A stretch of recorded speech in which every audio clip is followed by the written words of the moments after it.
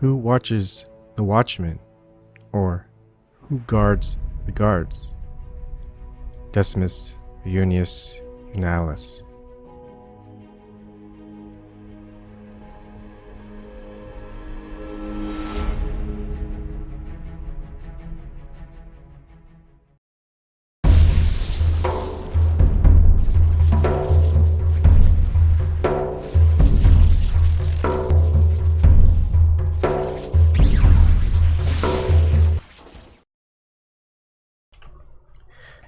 Good evening. So I'm just gonna get this out of the way so I don't have to worry about it anymore. Now, what happened was a few weeks back, maybe 2 months back, I was contacted by Kathy Vogan that Consortium News is gonna do a segment called CN Live, that they're gonna go ahead and cover things like they did in the Unity 4J stuff. And but also do news stuff. I'm like, okay. I was like, as long as maybe I should actually bring it up. Let's see. Now, because this is emails and stuff, I don't want to get people's information out that I don't mean to on accident. So just gonna have to bear with me. Let's see. All that don't really need to share. I don't think really anyone cares. It doesn't really apply to this topic. I'm just trying to get a little bit of a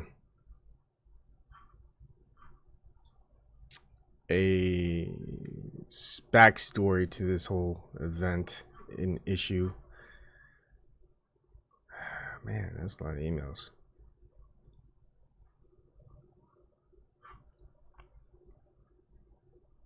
Yeah, you guys aren't seeing anything, so just wait for a bit. Oh, man, how long ago was this?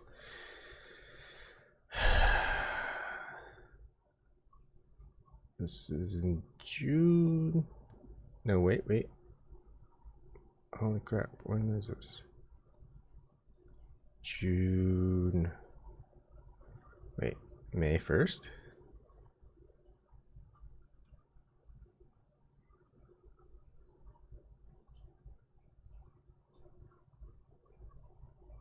Alright. Oh, wow, this is way back in April 30th of this year. Okay, let me go ahead and screenshot this and share it in a bit.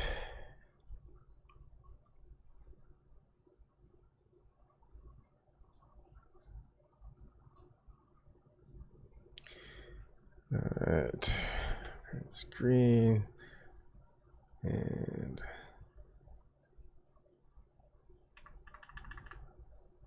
let's get this part in, and let me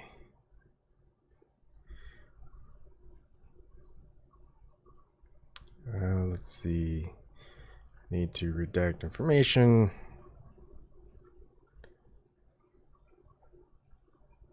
My information doesn't need to be redacted. Okay, let's see. All right, that's one.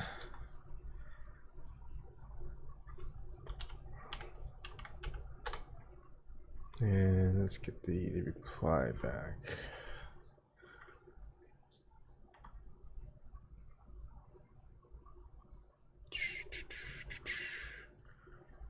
All right, let's not worry about that.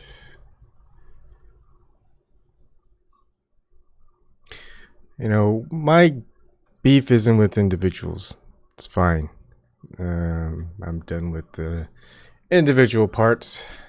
I'm talking about the organization of how things are done. And let's see. So my beef is with Consortium News' hypocrisy. And I listened to some Robert Perry just to see where he was coming from.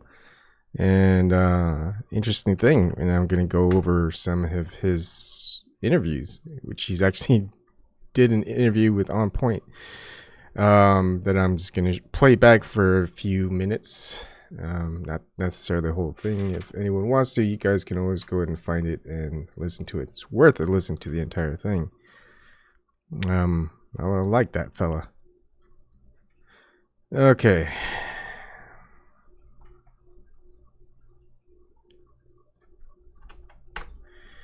And let's close that off, and we'll open that up. I already have that. Shoot. Downloads up top.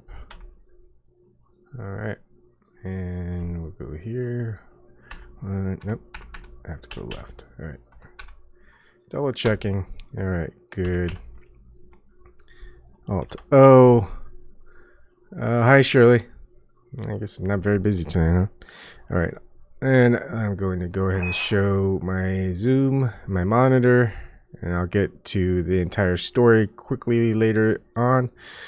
All right, so I was contacted on April 30th of 2019 by Kathy that they're planning on it to broadcast on a weekly basis and are looking for someone to manage OBS. Both Elizabeth Voss and I are working for CN now as our number of outstanding independent journalists, with Joe Loria as editor-in-chief, since the role is one you could fill. And in my opinion, he would be a good fit. It would be a good fit for each other. I thought I'd ask on both sides. I've been told on one end that my judgment is trusted, so here's my pitch to you. Credited as one of the most important independent news outlets in the world, Consortium News merits a solid back end. In return, we would appreciate that their collaborators are not treated as volunteers, being paid by the hour, and as you two would be paid for your labor as someone I trust both technically and ethically. I love you to be part of this new program, so will you join us, Kathy? I replied, hi, Kathy, hope you're doing well too, and that's great news among the bad news that we constantly receive. I do like Consortium News and you and Elizabeth as well, and Joe, even though I've never spoken with him directly. My current stance on things are quite controversial. Anarchist to meaning no government controllers, flat earther meaning globe earth model has some glaring scientific and historic faults. As someone doing no technical work, I doubt will be much of an issue. Are you sure you still want me on the team? Thanks, Bond. Certainly, that won't be an issue. Welcome aboard to Bond. We'll be in touch soon. Yada, yada, yada. Here we are here. And what happens is... I could go ahead and close that. Oh, oops. Close myself. Main monitor. I could take that off. All right. During one live stream, which is Seen Live episode 5, and of course I just called myself a glorified button pusher. Just get everything organized, ready for a live stream. And all the other stuff, design work was done by Kathy Vogan. And a lot of the scripts that I have ready prepared for Consortium News or Seeing Live, it's a lot of script work, a lot of hours put into it, and don't get paid much. We pretty much flat rate of $100 per episode. Now, so think about it, $100 a week pretty much, when I used to make pretty much close to $1,500 a day. Which I haven't really had work for a long time. Now, I'm responding to Blazing Koala, yet someone else is responding to me and ends up making a comment on Consortium News' forum, and this is where it all starts down. All right, so I reply, I think the fact that these mass shootings, you guys can't see. I'll do that. I think the fact that these mass shootings cannot be investigated to ensure it's not a false flag or psyop is an indicator that may be a false flag or psyop.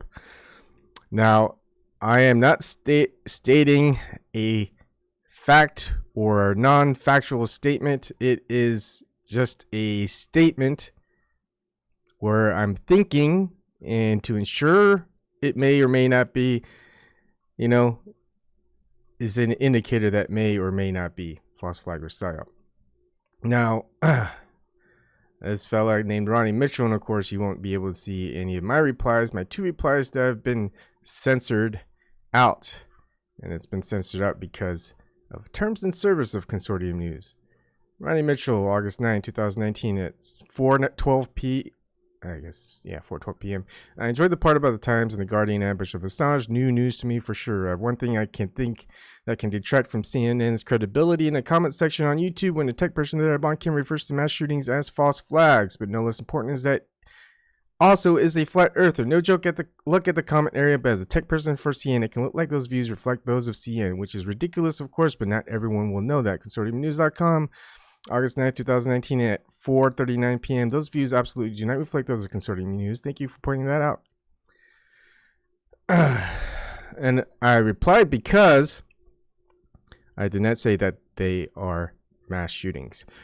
Nowhere, let me repeat, nowhere in any of my videos will you see me stating as a fact that mass shootings are false flags. In retrospect, if I didn't even say that they are psyops. Have there been false flags? Yes. Have there been psyops? Yes. But am I saying any of these mass shootings are psyops or false flags? No. I'm looking into the details and questioning what the findings are. And if you are saying that me just looking into it is me saying it is as it is, then fuck you. You got it wrong. All right. And let's see. Where is this? I just want to make sure I don't show it on accident. All right. So in return, what I get was a email back from Joe Loria. Consortium News does not practice censorship against anyone. Ha ha ha. We have a comments policy. Your comment violated it by making a false statement that these mass murders cannot be investigated. It's simply untrue. They can and are. And here's the thing. I never said that they cannot be investigated. That was never what I said. Now, they're going to take it, or at least Kathy is. But she's representing Consortium News when she's replying me. So we'll take it as that. Now, I just want to make sure I do not show the wrong thing again. Let's see. No, not that one. There we go. Oh, here. And let's go to the main monitor. My original reply that was removed, and I had 2 replies removed. Oh, you again. And I'm copy and pasting what exactly I said. And I go, at no point in time did I ever mention the mass shootings as false flags. No proof is given, and I cannot provide proof. I can only point out the lies. It looks like I found another one. So, just saying, look, here's the funny, ironic part. A lot of people that work at Consortium News follow Julian Assange. And they probably followed the entire 2016 DNC debacle, the election fraud that occurred within the DNC primary with Bernie Sanders and Hillary Clinton. Now, all of them would say, hey, why are we putting so much focus on the quote unquote hackers, whether they be from Russia or from Julian Assange or from Seth Rich, whoever, and not focus on the actual glaring problem, which is the corruption that's within that party, which those emails that were released, whether it was hacked or leaked, why don't we focus on that problem? Instead, and look at Consortium News, they are focusing on me stating something, saying that I stated something, which is not factual statement, when that's not how you should interpret it. And we're going to go more into more detail as to why. Instead, why don't they do their fucking job of journalism and look into the original message? Did I say that mass shootings are false flags? No. And if it's a flat earther, it was never mentioned. So let's not even go that way. Bon Kim refers to mass shootings as false flags. I did not. And if you did your fucking job as a journalist, as a news media, then you should know that that is a not factual statement. Instead, you're going to double down on me, censor me, and say, yes, you did. And we're going to go into more on that in a bit. Now, I want to let you just, maybe I should just show one thing real quick as well. Let's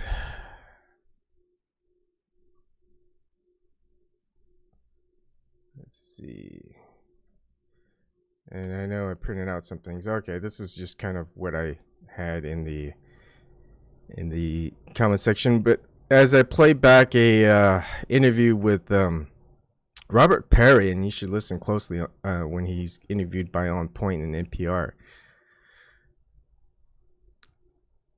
Look, Kathy goes, I didn't quote all of it because it's the first part that is false. I think the fact that these mass shootings cannot be investigated is not a fact. That's where the problem lies. And I'm going, there's a reason I didn't just put that part in my statement. It's like you saying I'm prejudiced against gay people because you quote from me, I hate gay pride parades. Well, my full quote is, I hate gay pride parades when people who oppose gay pride parades show up. It's like, why focus on the 1/3 of the entire statement, and why not focus on the entirety of the statement? I mean, isn't that what you guys hate? When people, and especially in mainstream media, take statements out of context? That's what the fucking mainstream media do all the time. So why are you doing it? And this is hypocrisy at its finest. You can't say, oh, I'm prejudiced against, Ebon's prejudiced against gay people because he said, I hate gay pride parades. And it's like, I didn't say that. Look at the full context. I said, I hate gay pride parades when people who oppose gay pride parades show up. That's an entirely different statement when you put it in the full context. And all you want to do is focus on the 1/3 of that statement that I made. And then you're going to ban me on that, censor me on that. Yet, you don't censor anybody who threatens violence against anyone on your comments, and that's against terms of service, or anyone who lies, where the person who, Ronnie Mitchell here, lies where I'm referring to mass shootings as false flags, which I never have. 0 times. Look through all my videos, hundreds, if not thousands of hours of videos. Never once do I say, hey, mass shootings are false flags. Never. Never, ever, never, ever. Could that be? Possibly. We won't know unless we investigate it. And isn't that the journalist's job?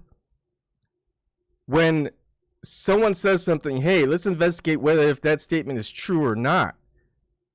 Why don't we go and, look, I'm getting carried away here. Let's listen to Robert Perry on Point, okay? And while you're doing that, I'll go ahead and ready up the rest of the emails. Here we go.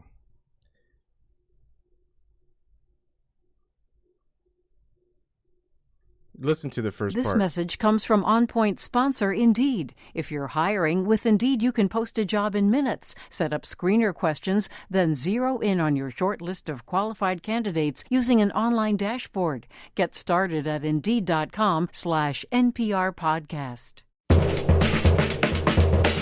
From WBUR Boston and NPR, I'm Tom Ashbrook, and this is On Point.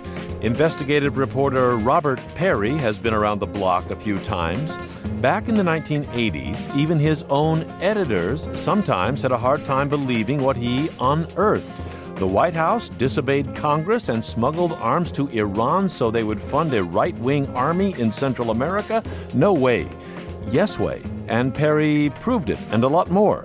He's just won the I.F. Stone Medal for journalistic independence, and he's thinking about the U.S. news media and the story it tells us of reality. This hour On Point, award-winning investigative reporter Robert Perry on the American press and America's understanding of itself and the world. You can join us on air or online, where this conversation is always on. Do you get what you need from the U.S. news media, the American press? Are you sure? Join us anytime at onpointradio.org or on Twitter and Facebook at onpointradio. Joining me now from Washington is reporter Robert Perry, editor of Consortium News, the first investigative news magazine on the Internet back in the mid-'90s.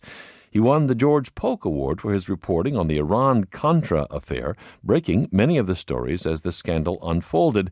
The most recent of his many books is America's Stolen Narrative, From Washington and Madison to Nixon, Reagan, and the Bushes to Obama.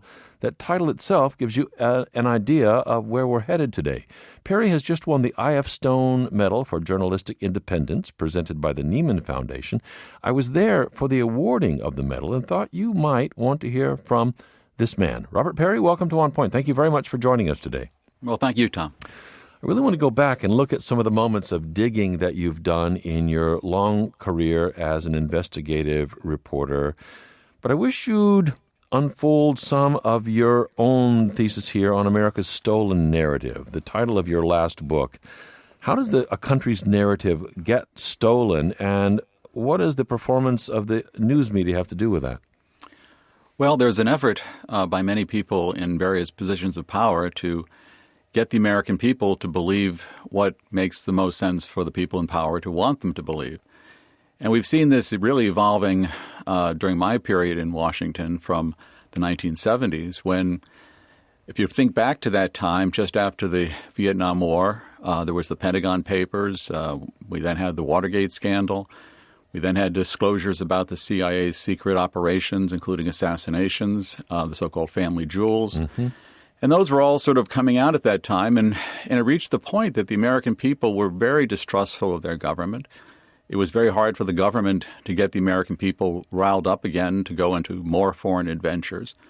And that was a challenge that was facing the government when Ronald Reagan becomes president in the 1980s.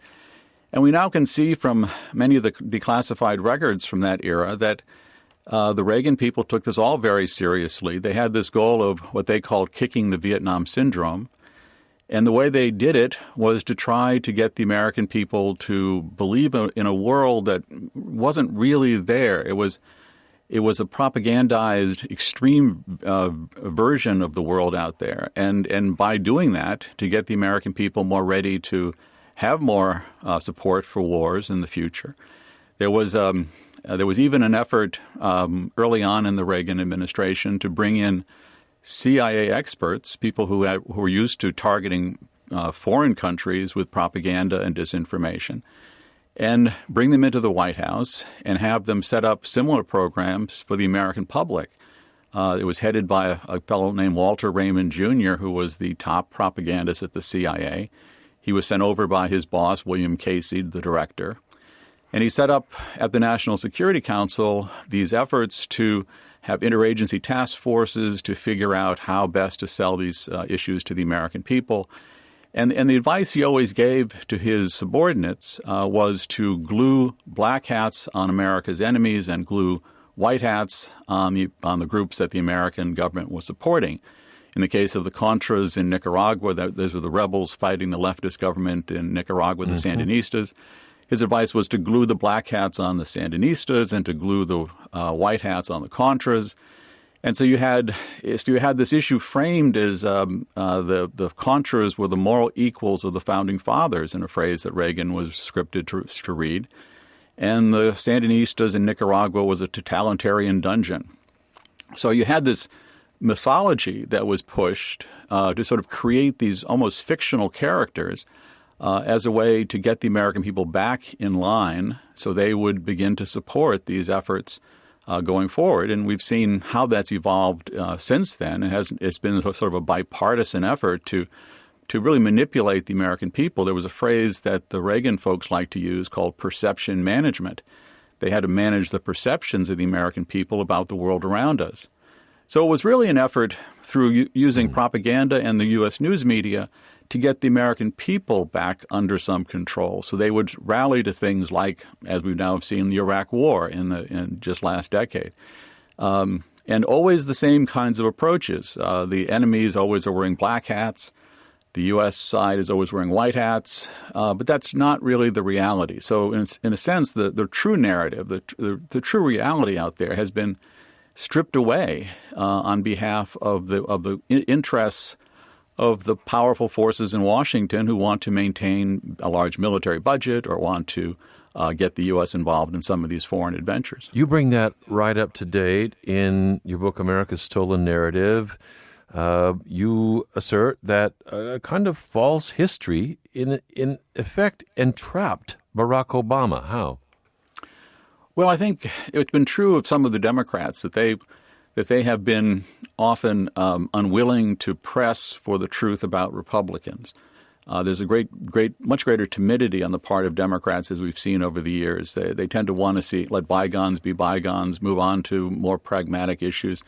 So, for instance, after the end of the Reagan Bush 1 years, you had a number of still pending scandals where the truth had really not been developed. Iran-Contra, we still did not know about, and that's this remarkable scandal where the Reagan administration secretly sold arms to the Iranians, often through Israel, and then some of the profits went back to the Contras in Nicaragua. But we never even quite figured out where that started, and the history was, in a sense, truncated because when we get to the period of the early 90s, there was a loss of interest in trying to find the real truth. And then after Bill Clinton becomes president, there was an idea, well, let's just let that slide into the history. Mm-hmm. We'll just go forward. And we saw something similar with President Obama. When he took office, he said we have to look forward, not backward. So the crimes committed during the Bush II administration, torture, the whole reasons for the Iraq War, all these very important issues to really determine what had actually happened, they were sort of set aside. Even in Britain, you had much more interest in trying to figure out how Great Britain got involved in the Iraq War. You have the Chilcot Commission, for instance. But in the United States, there was nothing like that. There was no serious review of how the Iraq War happened. There were a few pieces of it because some of the Senate committees looked at the torture issue. But it was all very limited and not the kind of serious effort that one might expect from a real democracy. Robert Perry, you talk about the White House, especially under Ronald Reagan, looking back at the 70s, the American people kind of being off the reservation or, not taking the bit, not taking the harness. They wanted them back into a kind of control, wanted to use perception management to do that, and using the U.S. news media to corral the American view of the world again. The news media typically presents itself as not something to be used, but rather, as the body that will be the watchdog in our society of what's going on. So use how? Well, I think that's the old view of the press. I'm not sure many people really view it that way today. If you go back to the 70s, it was not a real golden era, but let's just say it was an era when the press was doing its job more responsibly, digging into some serious issues of government criminality, whether it be lying to get the country into the Vietnam War, the Pentagon Papers, which were published by the New York Times and Washington Post and other major news organizations. And then you had the Watergate scandal, which is somewhat of a follow-on scandal, really, to the Pentagon Papers. We now know that they were essentially linked because Nixon was afraid that some of his lies about the Vietnam War would also come out, which led him to be sort of paranoid and set up the plumbers unit in the first place. Mm-hmm. So we have this idea that the press was doing its job more or less back then, but it had to be also reined in. And during the Reagan era, there was a very serious effort to bring us under control. I was at the Associated Press for most of that time, and later Newsweek. And what I saw was there was pressure on the press in a fairly sophisticated way, but there also was at the higher levels of the news media a sense that maybe things had gone too far in the 70s, and that it wasn't, quote, good for the country, a phrase that I would hear often, and that it might be best if the press didn't write so critically about the government. The people that were running the press at the time, or people I dealt with in the news media, people like a Keith Fuller at the Associated Press or Maynard Parker at Newsweek. These people really shared many of the views of a more aggressive U.S. foreign policy, the U.S. standing tall in the world. They were less about informing the people of all the facts than sort of making sure the public didn't think too badly of some of these policies. So what we ended up with was both externally from the Reagan administration at the time, and they had many allies, and they had attack groups that went after some of us, groups like Accuracy and Media, for instance. But there was also a sense at the higher levels of the news media that maybe the press should get a bit lighter on terms of looking at these dirty secrets of the U.S. government. Now that's all I'm going to have you listen to, but it's worth an entire listening to.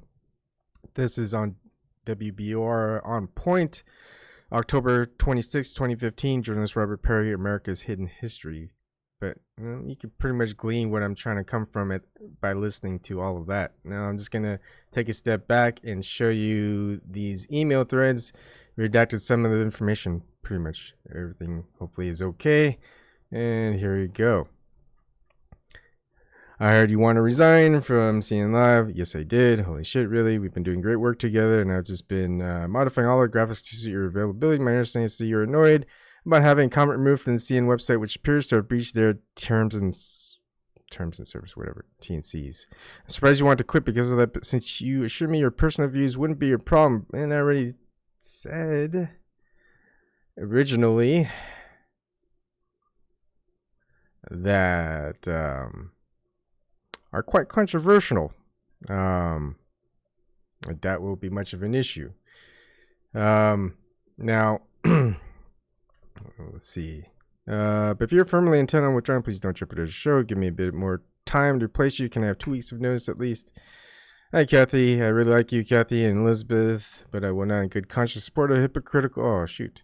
Damn it. I should have redacted that part of mine. Too late now. It's not the same reason all your disagreement with Susie Dawson, but because she was telling people not to talk about something. I only stated my relationship with Consortium News exists because CNN has no problem with my personal views. And now obviously I should probably put that in. And thus I want no relationship with it whatsoever. Sorry, Kathy, but I hope you understand. Sincerely, Abon. Reply, I can simply break a wait, I'm missing something here. 05. Where's 06? Hold on. This is all out of order. Give me a second. Let's go back to 06. Reply, I understand, Abon, that you're upset, but there seems to be misunderstanding. Consortium's policy is simply to remove factually incorrect information. And again, what I'm trying to tell them over and over again is that I never made that factually incorrect information. The person called Ronnie, let me make sure I'm getting the right thing. Here we go. Ronnie is saying that I refer to mass shootings as false flags, which I never have ever, not even in my own videos, not even in comment sections. Never, ever, ever. And of course, I can never point that out because my comments keep getting removed, censored. So in order to make sure that you guys can understand that I never ever said those words, and if you look at the full context of my statement and not just 1/3 of the statement, taking my statement out of context, then you would understand that. But again, doubling down of what I put down there and just focusing on the one little issue. Anyways, one is of course entitled to one's own opinion, the concerning site and channel, but not one's own truth. And let's talk about truth. All right? That's what we're here to do, is find out the truth. But if you're going to take the government's word for it and mainstream media's word for it, that mass shootings, 100% of all mass shootings are 100% mass shootings, and they've never been false flags or psyops. How are you going to know if you just take them at their word? Don't you need to investigate to find out if that statement is true? On the other hand, there are some that would say, hey, 100% of mass shootings is a conspiracy theory, that it's a false flag or psyop. Although I've never met any one person that said, yeah, all of them have been. Yet again, You're never going to find out the truth if you don't investigate and you just take one person's word over it for another, or one agency or one government, or, hey, yeah, someone investigated, and who was it? Oh, it was the same people who pretty much could have set it up. It's like having Monsanto investigate Monsanto for Monsanto's wrongdoings.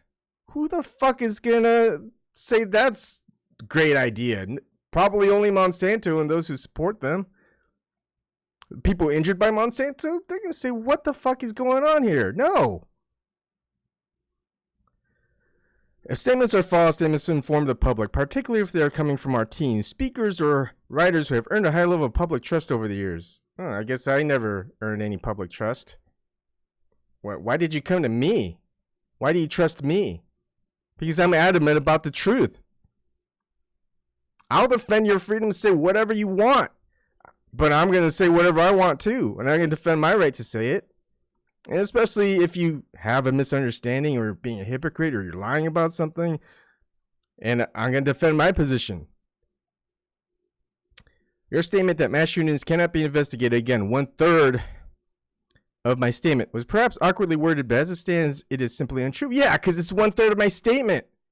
They can and have been. Well, not necessarily, not all of them. Are you sure you're 100% that all mass shootings are 100% mass shootings and not one ever was a psyop or a false flag? Although false flag makes no sense. The one in Las Vegas was investigated for well over a year and regular update broadcasts around the world, even to Australia. And who is investigating that? Mainstream media? The FBI? CIA? NSA? And you're going to trust their word for it, even though many times they've lied to the public. But you're gonna go for this one moment because it's mass shooting. Yes, we're gonna trust the government investigation. We're gonna trust the mainstream media's investigation on this story because it's mass shooting. And here's the other point, which I'll take. I would rather have these mass shootings all be fake, even though it's a fucking lie, than actual real people getting killed in mass shootings. That means no one died in these mass shootings. They've all been faked. I would rather have that than real people actually having been dying. And now here's the other thing. But what I don't want is for everyone to believe that there have been mass shootings if they are psyops, to people actually think that they died when no one died and yet take away people's freedoms. Because no, I am against that. And that's what we need to find out. Because when you listen to and you read a lot of stuff of Consortium News, and also from the founder, Robert Perry, and I'm pretty sure Joe Loria too, you're gonna find, hey, let's look into this, because they're saying one thing, and well, it doesn't add up. You can look at Iraq war, you can look at the Syria gas attacks. Heck, you could probably even look at other gas attacks from Libya. If you probably looked into that or they wrote about it, it's gonna say, hey, it looks like a false flag to me. Yeah, they're indicators. And most of the time it's because, hey, the investigation is being pretty much held back, or certain people aren't being allowed to testify, certain experts and whatnot, or hey, there's these problems within this report. Is like, can we comment on it? No, you cannot comment on it. It's obstructed. But yeah, it's investigated, it's obstructed, or the ones who are doing the investigation are agencies within the government or outside special interest groups that pretty much are very heavily involved within the government in the defense industry. Anyways, let's go to 6A because it's continuation. You can see my thing on the top left. If you had chosen to make such a claim elsewhere or on our channel under another username, no one would have batted an eyelid, but you made it as Ebon Kim, a credited CN Live team member under the mantle of Consortium News' impeccable reputation for factual, reliable reporting. Yeah, I would say yeah. And I'm still doing that. Because I'm not claiming anything. The only thing I'm claiming is, hey, this right here, this statement, like you are, except you are incorrect, this statement doesn't add up. It's a lie, or, it's directly contradictory to what they've said before. Yet before, they admitted they were lying, so what can we regard this as? You know, I'm questioning the statements, questioning what I'm seeing, and if it looks like a lie, it smells like a lie, hey, maybe it's a lie. And sometimes I catch it right off the bat. Just look at the entire PBS, Genius by Stephen Hawking. proof that the Earth is not flat and it's a globe, and they have to edit a video where you can obviously see 3 birds flying across the screen left to right horizontally in the same formation in the same snapshots for a helicopter when it rises and a helicopter when it goes down. Anyways, that your beliefs, and again, it's not a belief. Everyone says it's a belief. I don't believe in anything. I'm an agnostic, and also a Gnostic, but agnostic, pretty much. Should not cause a problem. I understand should to mean that we agreed it would be inappropriate and unethical for you to use Consortium platform to espouse them. As what? Well, okay. I guess you want to censor people who work on the team, but not censor people who are just ordinary citizens and commenting. Yet I have to hold by a standard of being censored by a news organization that says they don't censor anyone. So how does that work? Isn't that kind of hypocritical? I mean, like if say Robert Perry, and he indicated in just that interview that I just replayed, said, yeah, there are those will say, hey, you probably shouldn't write this, or, we're probably not going to publish it. There are these editors within news organizations all over the world. Some people even getting fired. And of course, you can find articles where Robert Perry even writes about that. How, hey, someone said something like this and they were critical of it and they got fired for it. It's like, that happens. It's been reported to happen. And this is kind of what you're doing, except, I took the higher stance and just left because I ain't dealing with that shit. All right. Having crossed the line and had them rejected, you appear to be retaliating by effectively censoring their program with your sudden withdrawal. Oh, so I'm the one censoring, and here we go. Here's the reversal. The victim ends up being the perpetrator, and the person who is the perpetrator becomes the victim. We've seen that pattern quite often, haven't we? It's a narrative that everyone that probably watches Consortium News should know.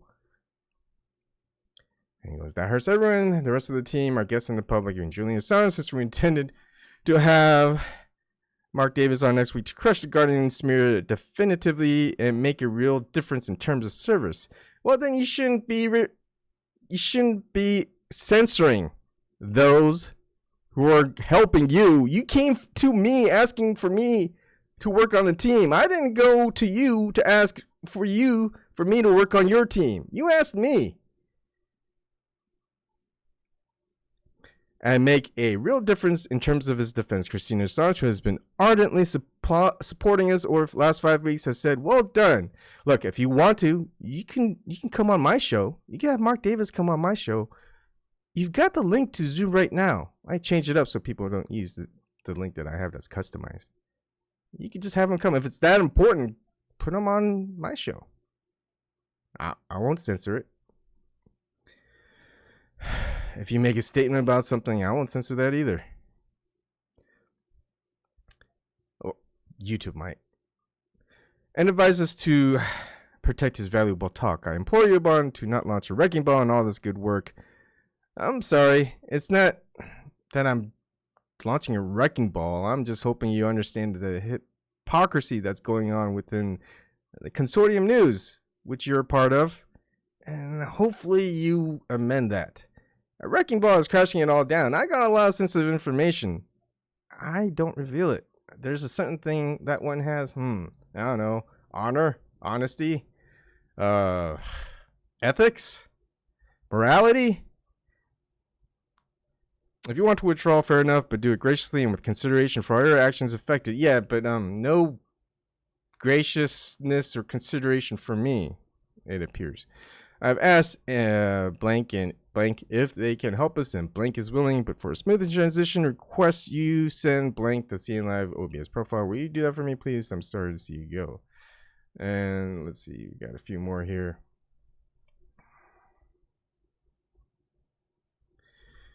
I can simply break apart, this is me replying, any argument by not putting it in full context, just as you and Joe have done with my statement. Bond Kim, and this is, I'm copy and pasting what I said on YouTube. And you can easily see it again. Just going to the link that I have in the description box is right there. It's exactly what I said. And you can keep fast forwarding it so you can see all my replies.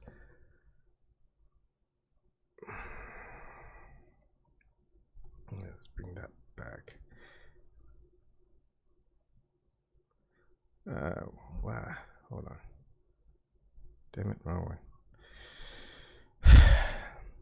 I think, and I bold, the fact that these mass shootings cannot be investigated to ensure it's not a false flag or psyop is an indicator that it may be a false flag or psyop. And again, look, I use certain key words here, right? To ensure it's not a false flag or psyop. Does that mean that it is a false flag or psyop? I just say is an indicator that it may be a false flag or psyop. Just because someone is doing something or preventing something doesn't necessarily mean it is what you think that they're doing, but it is a possibility. And I chose my words carefully, even though I'm typing while I'm handling the live stream. And I go, hey, if we're going to let mainstream media and government control the investigations and not let independent third-party individuals or organizations investigate their findings, then that is clear obstruction of the First Amendment. My full statement does not state a factual or not factual information. It implies possibilities of what may be an indicator from past occurrences where false flags have been admittedly done. This is a fact. I am done with this conversation. I'm not necessarily. We made one last reply because I just wanted someone to get that. Oh, Bon, I didn't quote all of it because it's the first part that is false. And again, focusing the first third of my statement to be the end all of my statement. No. Why? No journalist, no ethical journalist just takes a portion of a statement and says, oh, look what this person said. And not putting the entire statement in its full context. I think the fact that these mass shootings cannot be investigated is not a fact. Yeah, if you put it that way, it's not a fact. We don't know. That's why I said to ensure that it's not, hey, it could be an indicator that it may or may not be, right? That's what I said. The rest of the second and third of the sentence, my statement, that's where the problem lies. Your opinion would be a fair comment if it were true that mass shootings cannot be investigated. Is that really what you meant to assert? If you didn't mean it was a fact, an irrefutable truth, because no mass shootings have ever been investigated, I'm telling you to think it's just unfortunate how you express yourself. Can you please send it blank the OBS profile?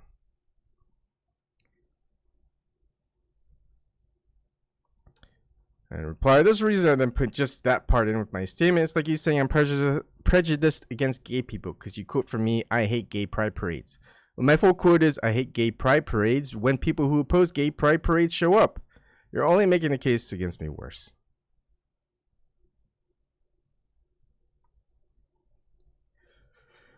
Reply, no, it is not, and you don't need the comma after parades because it's all one conditional statement. I've tried to explain how your sentence asserts something that is clearly untrue to be a fact before you set your opinion on that asserted fact. I didn't even... Oh my gosh. Did you mean that mass shootings cannot even be investigated or that the motivation behind them cannot be fully determined? In the first instance, most people would disagree. In the second, they may well agree. Do realize you were commenting as a team member of a news outlet where words must be very cleverly chosen so as not to confuse or misinform the public? Yes, I did that. You could admit that, and of course, to make my comments clear, when someone is asserting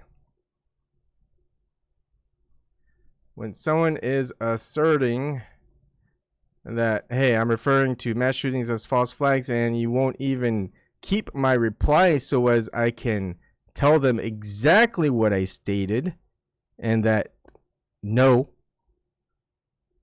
I never indicated that mass shootings are false flags. And I would even call them false flags because we're not invading anybody. It's a psychological operation. And you know who wrote about psychological operations? Robert Perry, Consortium News, how U.S. flooded the world with psyops. back in March 25th, 2017. Talks about a whole bunch of things that you may want to read. Essentially, the PSYOPs idea was to play on the cultural weaknesses of a target population so they could be more easily manipulated and controlled. But the challenges facing the Reagan administration in the 1980s led to its determination that peacetime PSYOPs were also needed, and the target populations had to include the American public. All right, so you guys know this.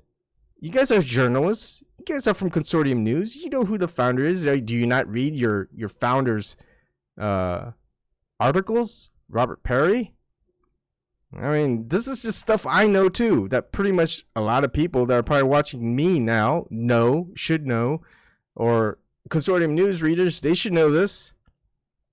So if the government, CIA, FBI, NSA, wherever, they admit to that, yeah, hey, we've got these things that are called PSYOPs, and we've disclosed that, we had plans to carry it out to the U.S. population. They even have, hey, look, they have jobs, careers in the Army. You could be a psychological operations specialist. All right, so if these things are carried out, oh, not to mention, and I know, Shirley, you know this, they made it, they had it so the United States could make propaganda on its own citizens? I don't know which one that is. I remember reading up on that. But yeah, okay, so if all of this is going on, and this has been known for decades, and so it's for politically charged reasons, and that's what they've stated. Shouldn't it be a journalist's duty or job to investigate these things to make sure that these aren't PSYOPs conducted by the U.S. government? Shouldn't it? Or you're just going to take the government's word for it? I mean, that's not what the First Amendment was for, to just say, we'll just record what the government says and report that, and therefore it's true. No, they were always like, yeah, really, prove it to us. That doesn't make any sense. And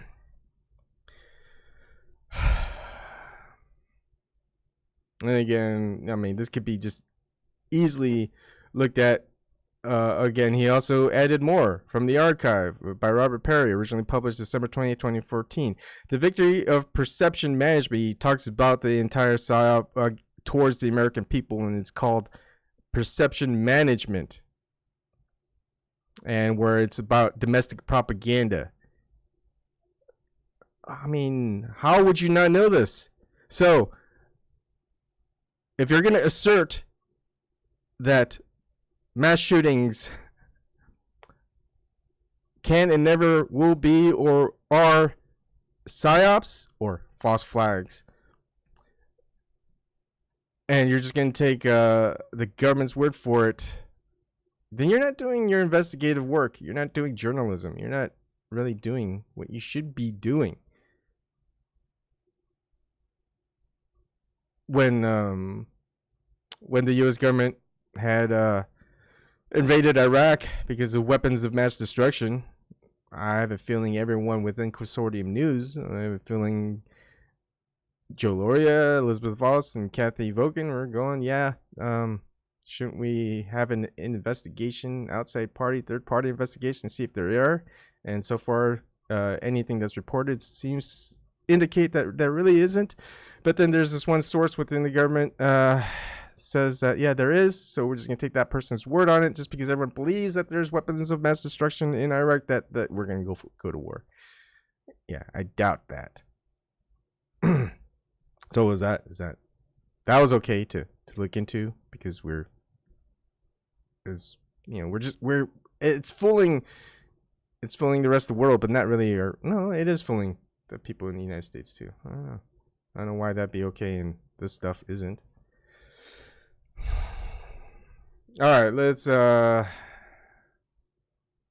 else? Echoes of Iraq, WMD fraud in Syria, and this is Robert Perry again, September 10th, 2017. Yeah, good stuff here, right? Robert Perry indicating, hey, look, Why would they gas themselves? Well, they're winning. I am pretty sure Elizabeth Voss reported on this that it makes no sense that Syria would gas the democratically elected prime minister is going to gas his own people so that the United States will intervene and invade, just like they did in Libya. It makes total sense. All right, so globalresearch.ca 53 admitted false flags. Here's one. How about COINTELPRO? You don't think that was ever a thing? You know, you could say, oh, that existed. That doesn't mean it exists now. You know, I mean, yeah, they did that stuff way back, but they don't do it now. They even admitted, or you're gonna be like, oh, they never admitted that they did such a thing as COINTELPRO. Oh wait, they did. Oh, what is this? Vault.fbi.gov. I think you made that up, Ebon. You must be crazy. I mean, that's it. That's not factual. Look, I'm just showing you what they're saying. COINTELPRO, the FBI began COINTELPRO, short for Counterintelligence Program, in 1956 to disrupt the activities of the Communist Party of the United States. In the 1960s, it expanded to include a number of other domestic groups, such as the Ku Klux Klan, the Socialist Workers' Party, and the Black Panther Party. All COINTELPRO operations were ended in 1971. Oh, really?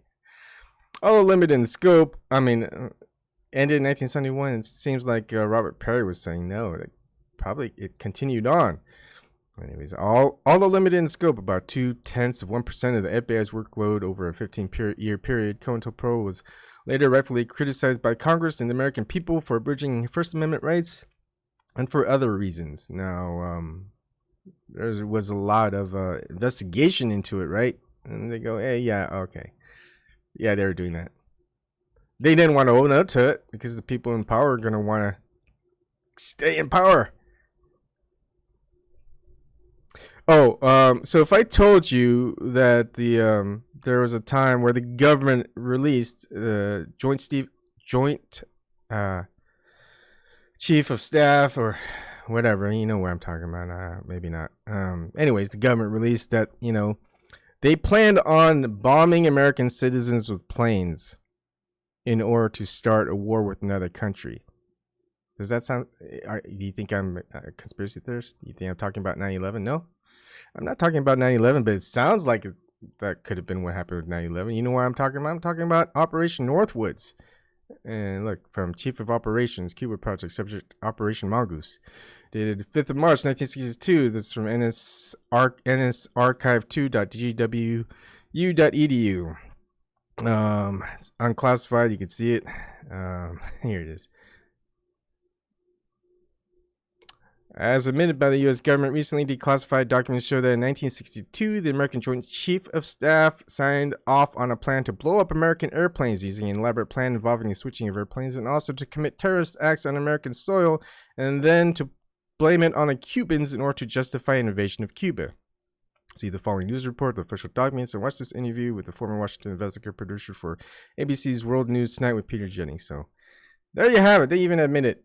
And then someone goes, hey, wasn't that something that U.S. planned to do, back in the 60s? When people were talking about 9/11 being a false flag, which, yeah, that would be a false flag. This would be 24. This would be a false flag. It could be psyops too, but you could call it a false flag. And people would go, conspiracy theorist. Hey, no, wait, they had this plan since 1962, at least. Oh, what a conspiracy theorist. My goodness. Why don't you go on and comment on some factual information and not misinform the public? It's like, look, let's read Operation Northwoods, the unclassified document. Find it on congress.gov or wherever. Library of Congress.gov. You'll probably find it. All the declassified, unclassified information after FOIA requests. Or maybe trust Peter Jennings. Maybe why don't you watch him? with an interview? Or how about ABC? Maybe you believe ABC. They told it. So are you saying the ABC and Peter Jennings is a liar? How dare you?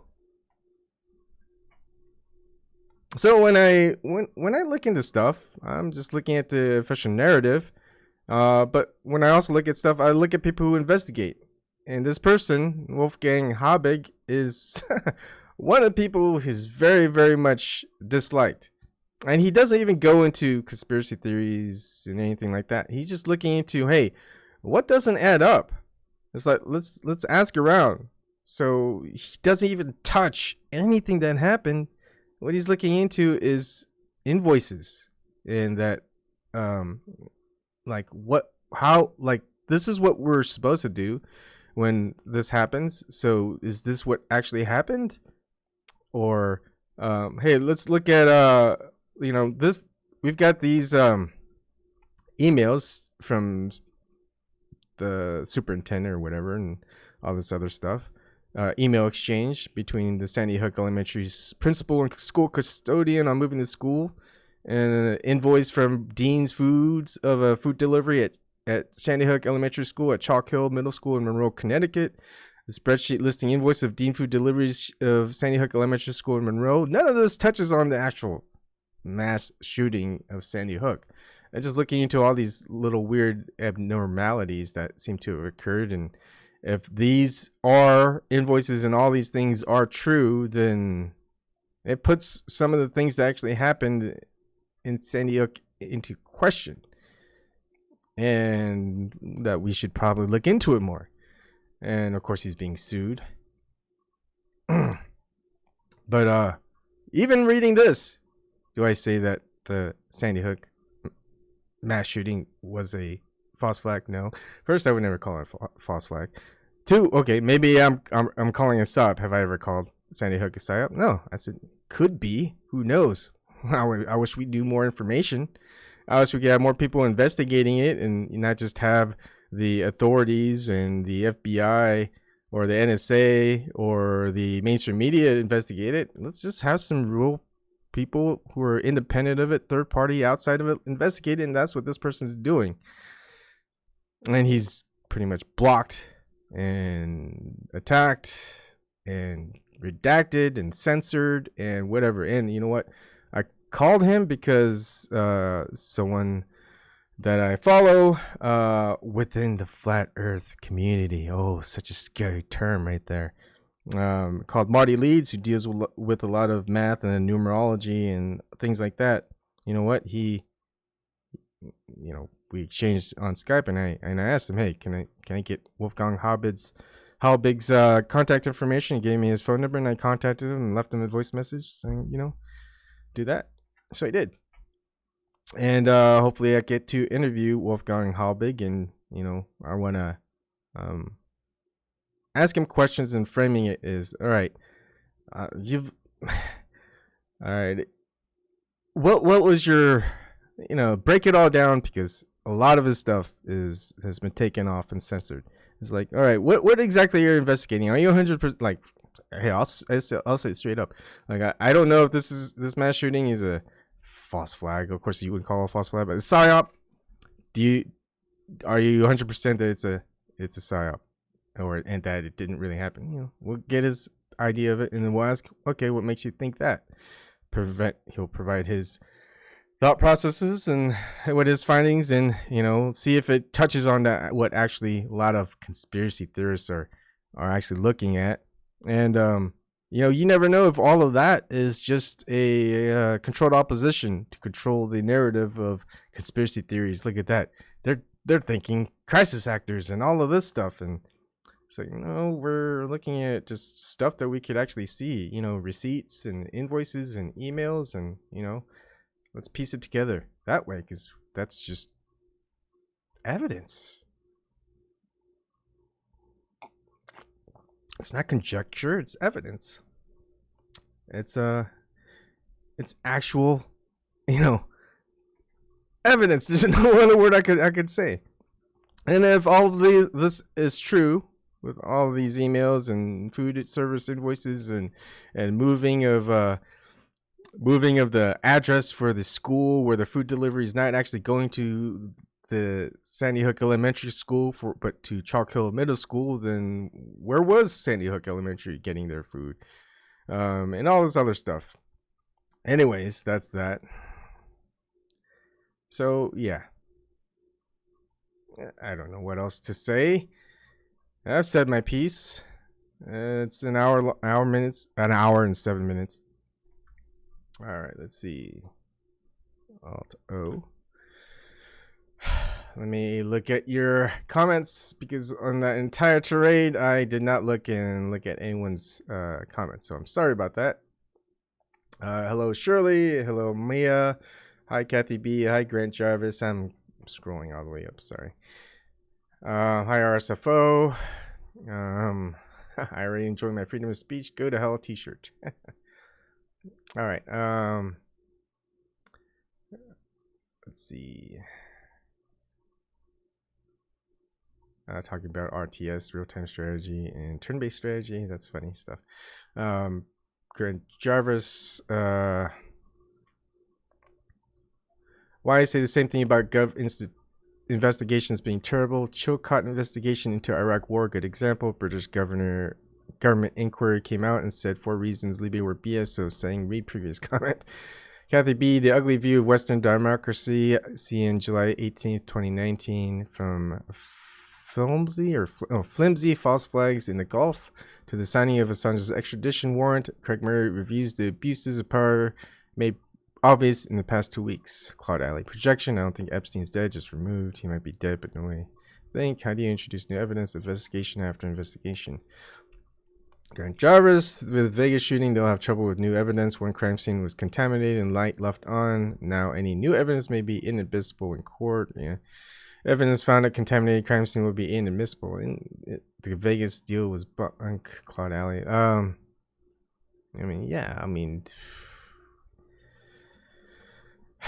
But, we don't know enough to 100% say it was a psyop. Look, these people are trained to do this from the military. And maybe anything outside that, maybe. I don't know. But they're trained. You're trained.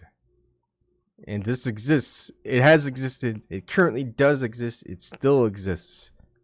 To find out that it doesn't exist, maybe people aren't doing any research, or maybe they are prevented from doing that research. And at any rate, that is just against the First Amendment anyways. Kathy B, they should also know what it's like to be the victim of character assassination. Kelly Lane, hi Kelly Lane. Claude Alley, perception propaganda. The term was called perception management, but yeah. I heard Big's about to drop in 5 days at Claude Alley. Might have to do with the Vatican. Alright, well. Kathy B, okay. Replying to Kelly Lane.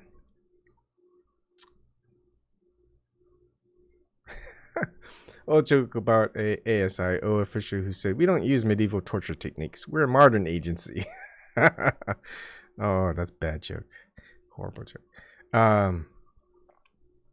Claude Alley, CIA says that once everything we believe is wrong, then we have done their job. Yeah, I know that quote. What does it mean when everything you believe is right?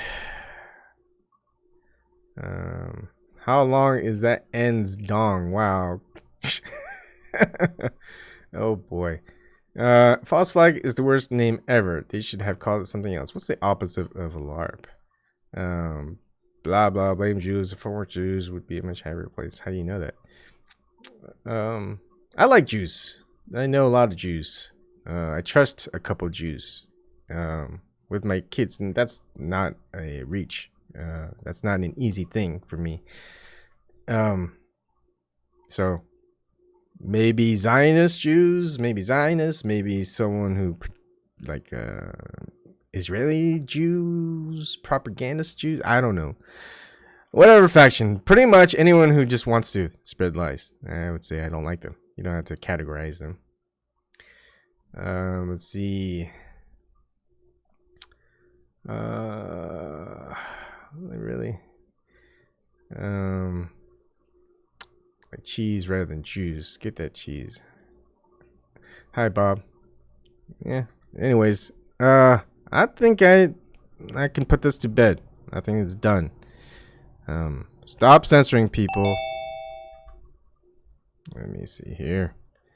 All right, let me hide the Zoom just so. Oh, it's already hidden. Hi, 215. It's me. Hi, Shirley. I should know that zip code by now. Oh shit. Oh, crap. How are you doing? Area code. Yeah. I was about to end it because there's really nothing much more I can say. But I mean, I don't know. What do you think? Do you think I'm wrong? Do you think I just stated that?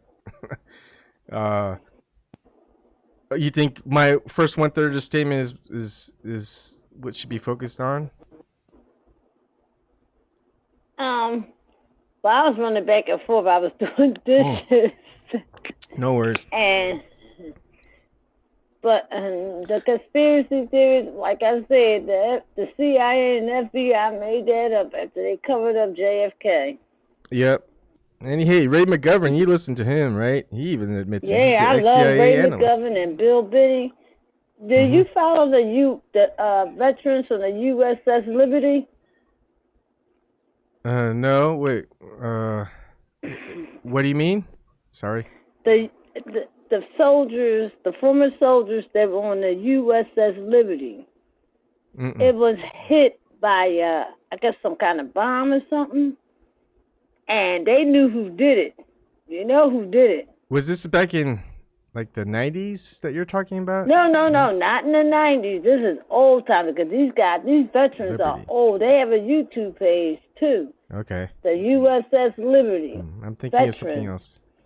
Okay. And they're trying to get in touch with Trump to let him know that Israel hit that ship. Because when they were hit, they told them, don't you say anything.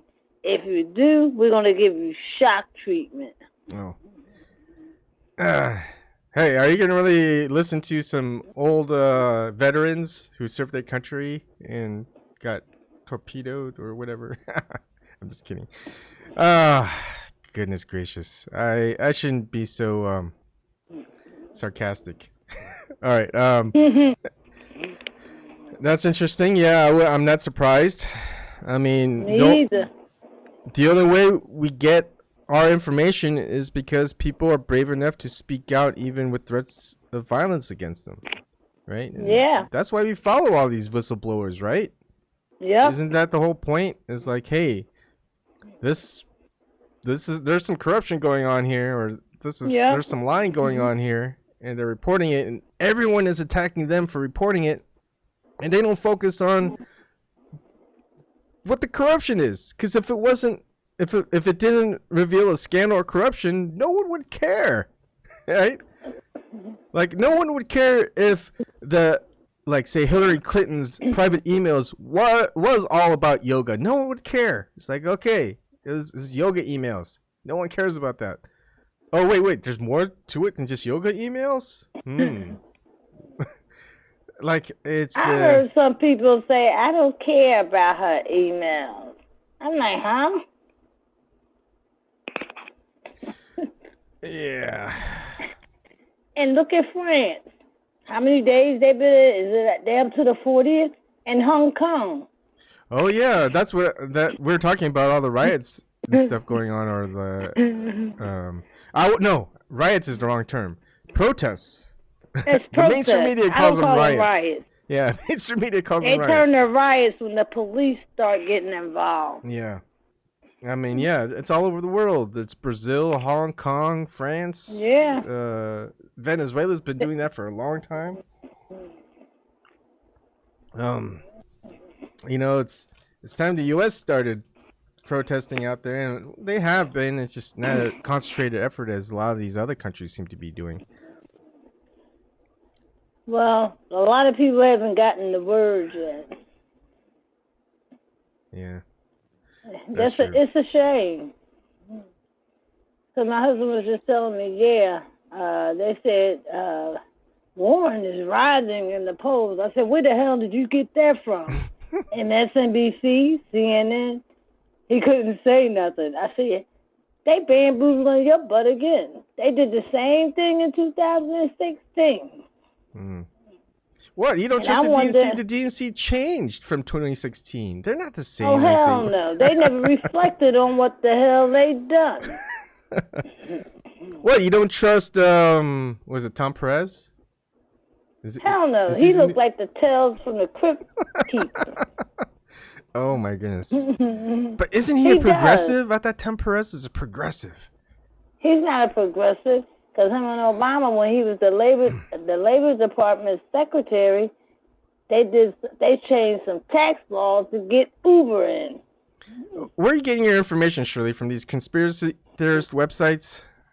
Well, if you want to call them conspiracy theories, I call them the truth. Oh, man. It would be so easy to just kind of tune out, huh, Shirley? It's not easy. Because I want to know what the hell you trying to do to me and the people in this country. Oh, you know what I watched today? Oh, it was on YouTube. It was a college. What's the name of it? I saved it in my favorites. And there was this woman. She's a doctor, and her last name is Eisenberg. And she wrote a book called 400 Years of White History. And it was really deep. She was explaining, her book is for like 490 pages. Spring College, I think she did it at. And I watched it on YouTube. It was like 55 minutes because she said, I can't explain everything that happened in my book. It was a history of how the lower white class was treated and how all those derogatory names were brought up by the white oligarchs. It was deep. And they were held as slaves, too.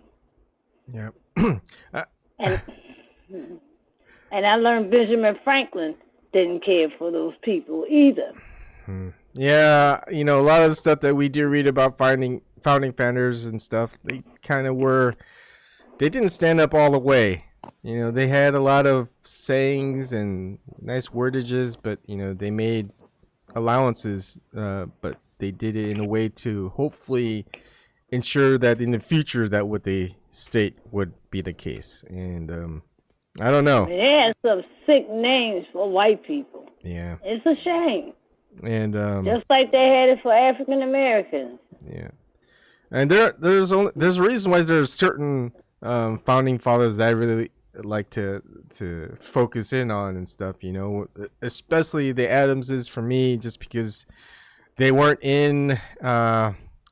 Freemasons. Not that Freemasons are necessarily bad, but there has been a lot of infiltrations within organizations and societies all around the world, not just the U.S.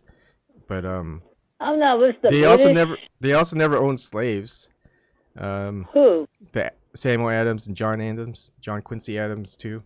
Oh. And, there's a list of those founding fathers that didn't, and that's just in those days that's probably pretty much unheard of. But that they were able to do that is just great because they just stood up to their principles as much as they can and never gave in an inch. All I can say is the history of school was a bunch of piece of toilet paper. We didn't learn anything. Yeah. Well, I would love to. We to. really did not learn anything. I can't wait till I see my kids' history books and stuff like that so I can read up on it.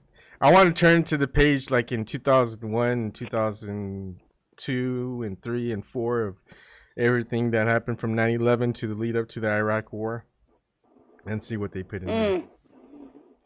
And you know what else? They think people are stupid. I saw the documentary on the creation of those two towers, and they were built to withstand a plane going through there.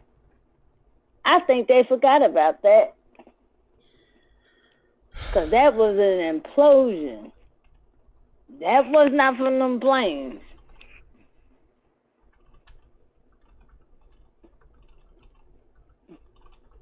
Yeah.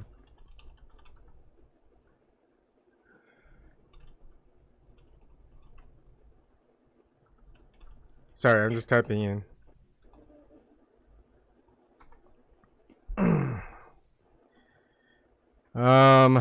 And the media, Bernie was in Iowa at the spring the fair, and some MSNBC reporter was talking to him.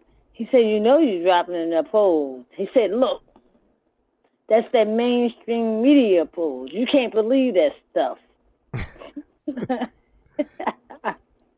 I wish we could roll back 2016. And yeah. I wish, I wonder if, I would love to interview Bernie Sanders. I would love to ask him, if we went back in time, 2016, and all that, that ends up happening with Donald Trump elected and all this stuff, and, the DNC fraud and all that stuff, would you have just stayed your course, or would you just have kept going as you are doing now? I wonder about that. Does he just think, he's a smart guy, right?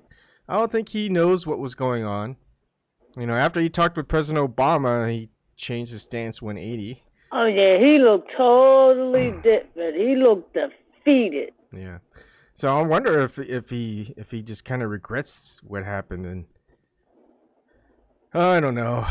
But I don't know, because as soon as Warren and Biden came out and said they were running, he said, if they get nominated, I will endorse them. That's good. At least he's at least that wasn't a good idea. Yeah, he's at least sticking to his guns this time around. He was probably told, hey, if Hillary Clinton doesn't win, we'll make sure you get endorsed in 2020. And now he's probably finding out, oh, they're doing this to me all over again. I mean, they're going to make false promises just so you fall in line. Oh, it's fun talking to you, Shirley. I enjoy it. I be watching so much stuff. I try to get my husband to watch it, and he's like, nah, you hooked on that YouTube. I said, you the one that got me on it. Tell me, you need to watch those independent reporters on YouTube. And I've been hooked since. Yeah. I don't believe everything I say. Like RT says, question more. You get your information, but you go research it afterwards. I mean, a lot of people say the same thing, and I think that's good. When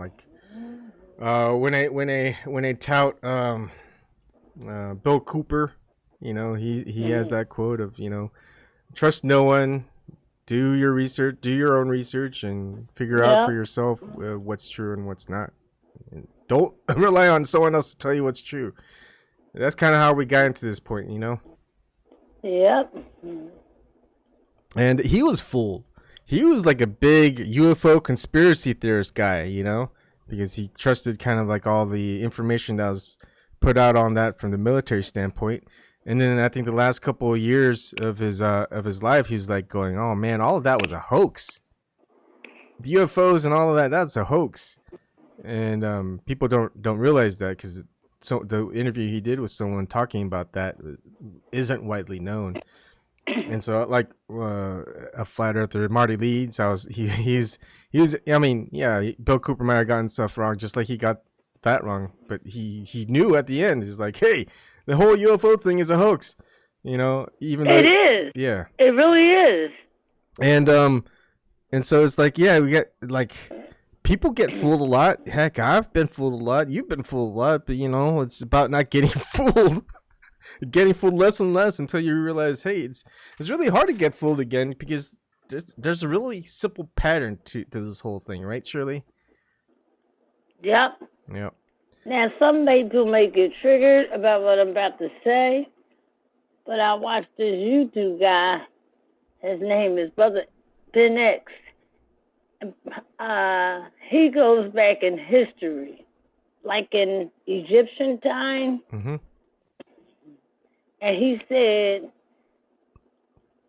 I hate to say this, but I'm not surprised. He said Hitler was not a bad guy. He was trying to get free energy for the whole world. Yep, I heard that and one. He showed the thing he built, and he saw what the Zionists was doing in Germany, because they were mistreating the Germans too. Mm-hmm. And I said, this is not surprising, because every leader of a country, they always make up a story about him. But I don't think he should have been gassing people and things like that. That was wrong. But anyway, he realized they were going to try to take all over the world globally. And that's when they came up with that UFO and spaceship stuff. Have you noticed rappers are wearing NASA shirts now? Really? Yeah, they in the rap business. Oh wow, I've been out of the loop with a lot of media. And I learned that from that channel, because when he said, yeah, the rappers, you hear him talking about some intelligent stuff, we don't use those words. They don't even know nothing about those kind of words. And they don't. And that's not being inconsiderate, but they don't. Yeah. And remember when who was it? Who's gosh, what's his name? He's the Golden State Warriors point guard. He's like really good stuff. How do I not know his name? Stephen Curry. Steph Curry. Steph Curry, yeah. Oh, I don't know why I'm saying it wrong. Mm-hmm. Like he's saying that he doesn't believe in that they landed on the moon. You remember that they had? I don't believe that either. Yeah, but he said it on this like really kind of small podcast. And did they go after him? Yeah, they went after him. I know they did. NASA contacted him, say, "Hey, come over here. We'll show you the space, our facilities." And then next thing you know, he goes, "Yeah, I retract my statement. We went to the moon." Because the Egyptians, they had technology in this building, and that's why I'm thinking back to Michael Jackson's video, Remember the Time, when it was Egyptian, because he wanted to prove that he's still black. Black or white? Our history. Mm-hmm. Huh? It's the song Black or White, yeah. No, not Black or White. Remember the Time. Eddie Murphy was in that model. Oh, yeah, Remember the Time. Yeah, that's right. So, yeah, it was the whole... Remember the Time. I don't know why I was thinking Black or White, but yeah, okay, you're right. And they had some kind of funny-shaped building. It was like oval shape. It could look like a spaceship, but they had a whole bunch of technology in it. They were well advanced before the U.S. got involved, and they tore it down. And don't you remember they said they brought Nazis back here to the United States? Mm-hmm. That's how this NASA was started. With, because they knew the technology. Mm-hmm. I'm Shirley, like, what the hell? I'm worried about you, Shirley, because once you think that that we never landed on the moon, next thing you know, you're gonna be a flat earther, Shirley. Well, I hope they don't cut me off of YouTube. Don't worry, I do a lot of stuff on flat Earth, and they haven't kicked me out. They kicked me out before, and I don't know why. Oh. But I think somebody tried to use my password, so I changed it, and they put me back on. Okay. They said I put child porn up. I'm like, hell no. I don't even do videos. Yeah, I know.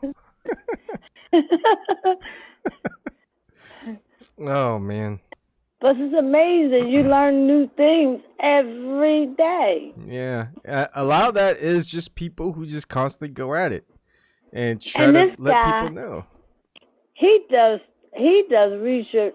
He said, I don't even get sleep. I do research for 6 hours or longer to find this stuff out. A lot of it's out there, and a lot of it has been kind of contorted and redone, controlled opposition, I would say, but I have no proof. All I could say is like they just seem to have a pattern, right? A pattern that usually follows, and it's like, okay, here's the pattern. I'm still dubious about them, but there's people out there that don't follow the same pattern. It's like, huh, that's new. I mean, they got to be really, really smart to have us fall for this and not use the same pattern. But I don't think so. So that's where I usually go. Okay, I think I'll follow this for a little while and see where it goes. And then if it's good, it's good. And then when you find out it's not good, then you go, okay, add that to the list. And then you look at it in hindsight. Oh, the pattern was there. I just didn't notice it just as good as I did. So it's a funny thing when you go through the world of the web and everyone who puts out content and stuff like that. And it's tough. And you still have to be kind of undecided either way.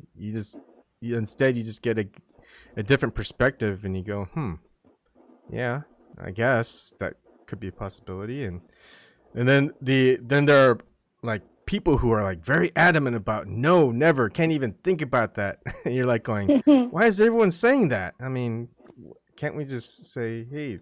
Well, they tell you they don't show it on the news. Yeah. So, you kind of have to question and wonders like, why are they pushing this so much? I mean, it's like a very out there proposal of thought, and it's like most people would say, hey, that's just crazy talk. No one would really believe this stuff, and then so why even worry about it if it's crazy talk? It's like, just focus on things that are like pertinent. not what this little conspiracy theorist guy is saying about, hey, and you gotta shut him down and censor him and just hit him with hate speech. And it's like, no. Look, here, I want to present this to you, and that's it. I just want to present it. I'm not saying anything whether it's one way or another, but hey, let's look at this. Isn't this peculiar? And that's what a lot of science, and there's a quote of science, the scientist is like, I wish I could bring it up, but there's a scientist who, I think. Yeah, I watched this guy, the High Wire with LBRY, and he talks about the vaccines. He's really good too. Yeah. He said, I'm not against vaccines, but these new ones that are coming out, the doctors don't even look at the side effects, the pamphlet that come in the medicine. They just give it to the kids. Yeah. Because there's some stuff that could paralyze the damn kids. So there's this quote that's usually touted a lot, but no one really knows exactly where the reference came from, whether it came from Archimedes or Isaac Asimov. It's like the most exciting phrase to hear in science, the one that heralds new discoveries, is not "Eureka, I found it," but that's funny, or that's odd, right? That's peculiar. Because it's something that just you expected, but it's not, and you rerun it, it's the same result, and you're like, and you keep going, and it's like, we never thought that this would be the case, and yet it's just they made science be boring, and the only way that you can make it into a journal is, and remember where they had a little trick like that. Here's what I love about trolls. Like someone trolled the scientific journal of accreditation of academia, whatever, and they just put bogus experiments out there, and they got published, and they're just saying, hey, we put out 20 or 30 we put out like 100 bogus experiments, and 20 or 30 of them got published in the scientific journals that are accredited journals, and were peer reviewed and were signed off on. This was like at least a decade, if not 2 decades ago, where they did this, and like makes you think, right? I mean, Yep. I mean, I remember that journalist Ed Murrow. Yeah. Wasn't he the one that said good night and something else? Like he had a tagline at the end of his shows? Yeah, because he talked about how the journalists aren't being journalists anymore. Because even that guy, Mike Rivera, I watch every day, he mentions he went to journalist school. He said it's totally different now. They teach them hair, makeup, because I see like news reporters, new ones that come on my regular TV news, and I'm like, this one guy, I'm like, Bob Brooks. I'm like, he looks like he's auditioning for a modeling job instead of doing the news. He was always outside with no jacket on. It could be rain, sleet, or snow. His hair never blew in the wind or nothing. And I'm like, why are they hiring these kind of people? Nobody go out and look for news. They just given a script. Yeah. And remember all the movies and TV shows of where you see people looking professional? They're all sitting on the table looking through the magazine, looking through the newspapers, you know? And that makes you look pretty professional. And they tell that in the movies all the time and the TV shows. And I know that's a lot, but a lot of these movies and TV shows be showing what the deep state and shadow government are doing, too. The hidden in plain sight stuff, Shirley? But the hidden in plain sight, what's that? Oh, where they'll just... it's where... sorry. I didn't know you were asking. I was like, it just registered. So it's so there's this conspiracy theory that the those, in order to work either some type of magic or karma or whatever, is they have to let the public know that what they're doing, you know, and they'll say it or have it shown in plain sight to the public in their face directly.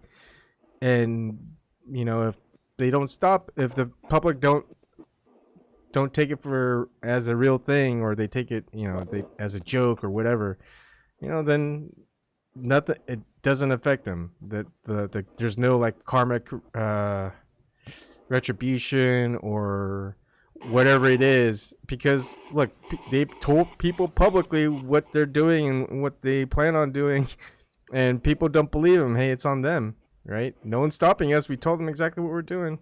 It's that type of thing. I don't know if that's exactly the case or not, but that's one of the ideas of the hidden plain sight is they tell you exactly what they're doing. Well, right now, the Democrats are not hiding it. Yeah. Because I watch TV shows that some person gets arrested by the FBI or the CIA, and they get them in a room, and he's like, I want my lawyer. Well, you're not allowed to have a lawyer, and you're not allowed to speak to anyone else. Yeah. And I'm like, that's really true, because Obama signed that into law. Yep, habeas corpus. And he left it for the orange orangutan, because he thought Hillary was going to win. Can you imagine what Hillary would have done with all this shit? Well, we're gonna find out. She's gonna be our next president, Shirley. I'm sorry. Oh no, she's not. No, she's not. No, she's not. She cannot be the next president. She's gonna run in the DNC primaries. She's gonna be the candidate. She's gonna run against Donald Trump. To say that she's gonna become president in a fair and square election, I don't think so. But she's gonna be the next president in some way, somehow. I mean. You already know. Flipping, talking about the poor kids can learn as much as the white kids. I'm like, man, he needs to shut up. No, he's one of those guys where the more he keeps talking, the worse it is for him. Yeah. Yep. And people been asking, let him talk more in the debates. He gonna dig more of a hole for himself. It's like, if I was the campaign manager, I'd say, Biden, just shut up. Just shut up, and you'll just you got it. You know, it's in the bag. Just shut up. Well, they hire dummies. They hire corporate dummies. Yeah. And that's what they do. Yeah.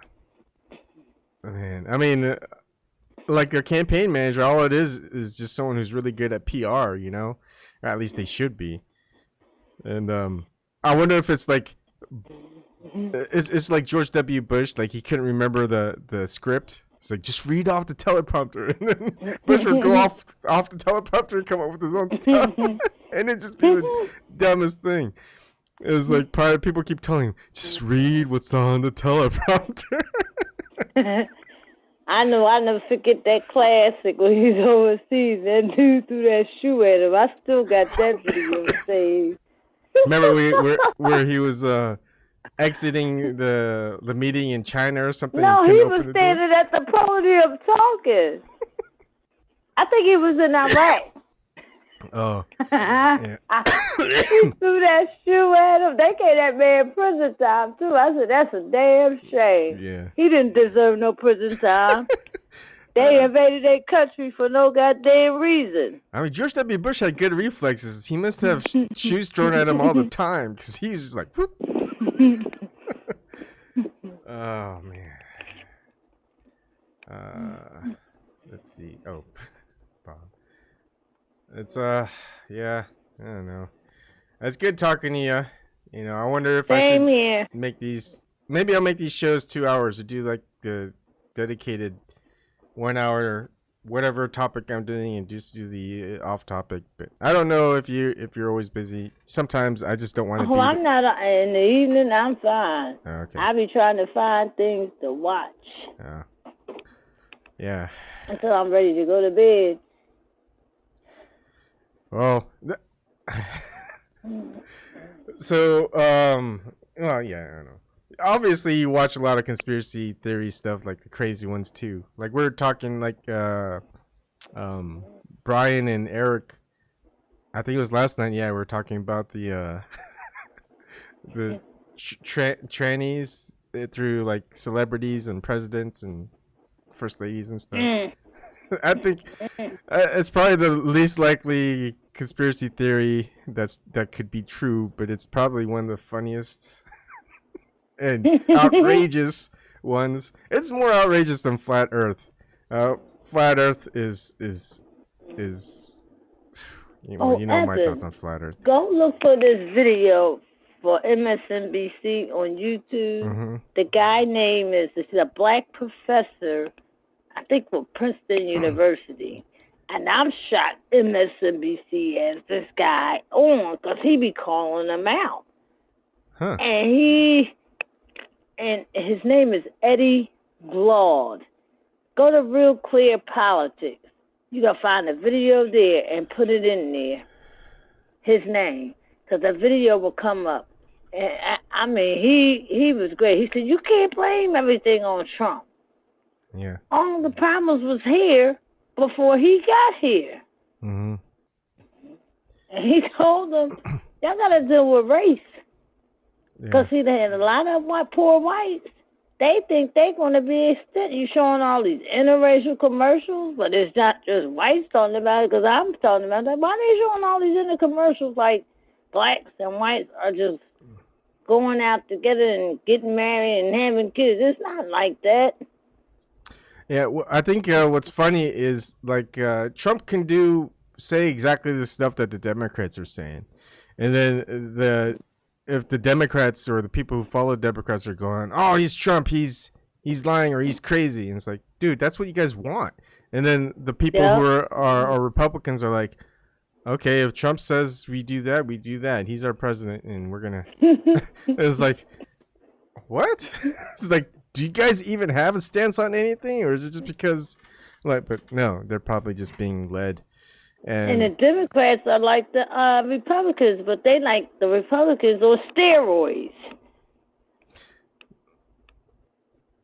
Because one MSNBC reporter said Epstein's death is behind Russia. I'm like, what the hell? Mm-hmm. I think, one thing people don't think about is just like Russia is in on it. They've always kind of been in on it.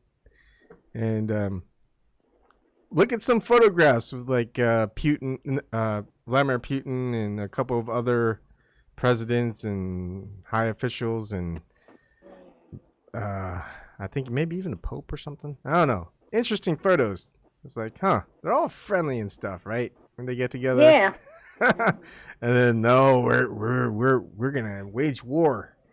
And it's like, psh, man, it's such a big act. Yeah, it is. Let's see. Let's. Okay. If Hillary Clinton doesn't run, who do you think is gonna be the Democratic nominee? I hope it's not Biden because he's singing in the polls. Compared to the mainstream media, he's rising. Yeah. And he's doing gas after gas after gas. And they getting pissed that people questioning his mentality. I think he got Alzheimer's. Do you think it kind of goes against? I mean, do you think they'll lose a certain base where they go, oh well, we tried to get a woman in president last time. I mean, we had a black president in before, but I guess we're going back to like old white guys as president. Do you think they'll lose like a certain base where they go, hey, it's time for change. Let's get a Hispanic or 100% black fella or black female in or whatever. And it's like, why do we have so many like old white guys as president? Are we done with that? It's like, do you think a lot of Democrats might feel that way? Well, some of them do. Yeah. But Bernie always have a message. Yeah. And he never strayed away from it, ever. For over 30 years. Yeah, but you know my problem with Bernie. It's like, if he can't even challenge the DNC for... yeah, that's what pisses me off. Yeah. It's like, how do you expect him to challenge any other problem that we face? I mean, DNC's... yeah, I was wondering that too, because you got the deep state and the shadow government. Yeah. All presidents are puppets.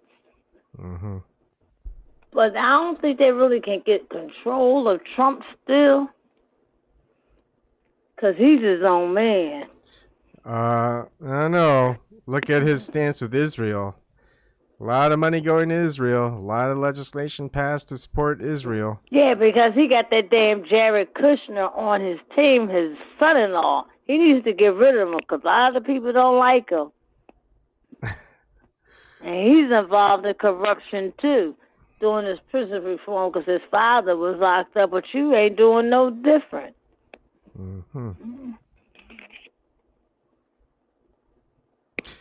I think that's the only reason he in the Netanyahu. Yeah. Because of Jared. Look, I don't follow mainstream politics. Heck, I barely even follow alternative politics. Or news, I'm sorry, mainstream news or alternative news. A lot of the stuff I just kind of read up on where I have to see it because it just turns up on my phone or on Twitter because someone's tweeting about it. And it's like the same thing is always happening, right? It's like U.S. seems to partner up with Israel and Saudi Arabia. They're planning on taking over Syria and Iran. You know, stuff that General Wesley Clark stated that they were doing way back in his interview with. Oh yeah, he was confronted about that just recently. I think last year. 1 or 2 years ago by the guy from We Are Change. The guy from We Are. Yeah. We Are Change. He looking like what? Yeah, he just left. Because Amy Goodman was the one that interviewed him. You know, yeah. I showed that clip a long time ago. I was like, wow, Bush couldn't do it. He was going to, but he messed up on that Iraq war. But I think he was still in touch with Obama in that White House. That's why he was so quiet and wasn't saying nothing about Obama. Because you noticed all the funerals they've been today, chummy. Chummy, and Obama took us to those 7 extra wars. Yeah. That Wesley Clark stated. Oh man, let's see. So yeah, I mean, it's always kind of been the same, right? I mean, you could be out of it for years, and we'll just say, what's gonna happen 5-6 years? Oh, we're gonna probably try to take over Iran. And you know, we're gonna team up with our usual besties, Israel and Saudi Arabia. Is like, hey, I thought we were at war with Muslims, or I thought we were, you know, we don't want the Israel. We're like for peace in the Israel-Palestinian conflict. It's like, no, we're siding with Israel on this one. Okay, huh? It's just horrible. Nancy Pelosi, we will die for Israel. I said, speak for your fucking self. Don't be saying no goddamn we. Yeah. Yeah, because I'm like, what the hell is going on in that APEC? Because there's some young Jewish millennials that protest out of APEC and go inside the building, too. Yeah. They for the Palestinians. You know what the weirdest thing I still haven't figured out yet? Remember when the hurricane that happened in Texas, and there's a lot of flooding, and a lot of people lost their homes because of the big flooding because of the hurricane in Texas. And some of them, in order to get some money from the government for their lost home, they had to sign an agreement, and part of the stipulation in their agreements was not to boycott Israel. And they've been doing that a lot lately. Yeah, but I mean, like, I still don't get it. Why did they do that there and just for the housing? It just makes no sense. It's just weird. And what kills me, they give their people the things that we want here in the United States. And we give them hundreds of millions of dollars every year. We give them. And I heard they got the best Arabic school in that country. Yeah. Yeah, it's just weird. Like, I still haven't figured it out. I haven't looked into it again, but it's like, why would they just put that in there? I want to find that out, though. Why are they so in love with Israel? Oh, that'll be a fun one. It's a good one. That's not the Jews. It's the Zionists, because they're not real Jews and they're not real Christians. Because you got Christians that don't really believe in the Bible. They use the Bible. That's just like you've got these phony pastors in the United States. They be ordained. They're not really pastors, but they know the Bible. They can repeat it with their eyes closed. It doesn't even matter. Some of them would probably even get it wrong. People would still just be mesmerized by the way that they say things. They'll give money to them so they could buy a private plane flown by God or Jesus himself so he could fly privately to countries and promote. Yeah, because they kill for using God when they do this stuff. Yeah. And you shouldn't. Well, I don't know. Well, now I have questions who wrote the Bible, because they say like 6 different people wrote 6 different versions. So there's a lot of different people. There's even people who aren't even mentioned. It's just written accounts in different languages. And certain ones were a lot of the gospels and stuff like that were passed down orally. And one of the ways was like, okay, so you had the Hebrew language that was kind of in use, more of those people who kind of understood how to write and read and stuff like that. But those who didn't, most of them were speaking Aramaic. And so you've got a lot of written down accounts of Aramaic. You got ones that are in Hebrew, those that have been translated back into Orthodoxy in Greek, and translations for all of them, and then compiling them, and back in, say, I think it was maybe 400 AD or something, 500. Well, Emperor Constantine selected the books, some of the books, but not all of them. And we know he didn't write all of them, and that's where like the King James Bible came from. But someone had to kind of make the authority on which ones to print, what not to print. Because the Holy Bible is so long as it is already. I guess they couldn't fit it all in. But anyways, you could probably do all that research yourself. I'm probably getting a lot of stuff wrong too. But then we realized, hey, there's stuff like the Dead Sea Scrolls, the Book of Enoch, the Nakarada library, all these other accounts of Christianity and the from accounts from like the disciples and apostles and stuff like that weren't in the original written account, or at least the compilation of the books that a lot of people see today as the New Testament. And it's like, hey, why not?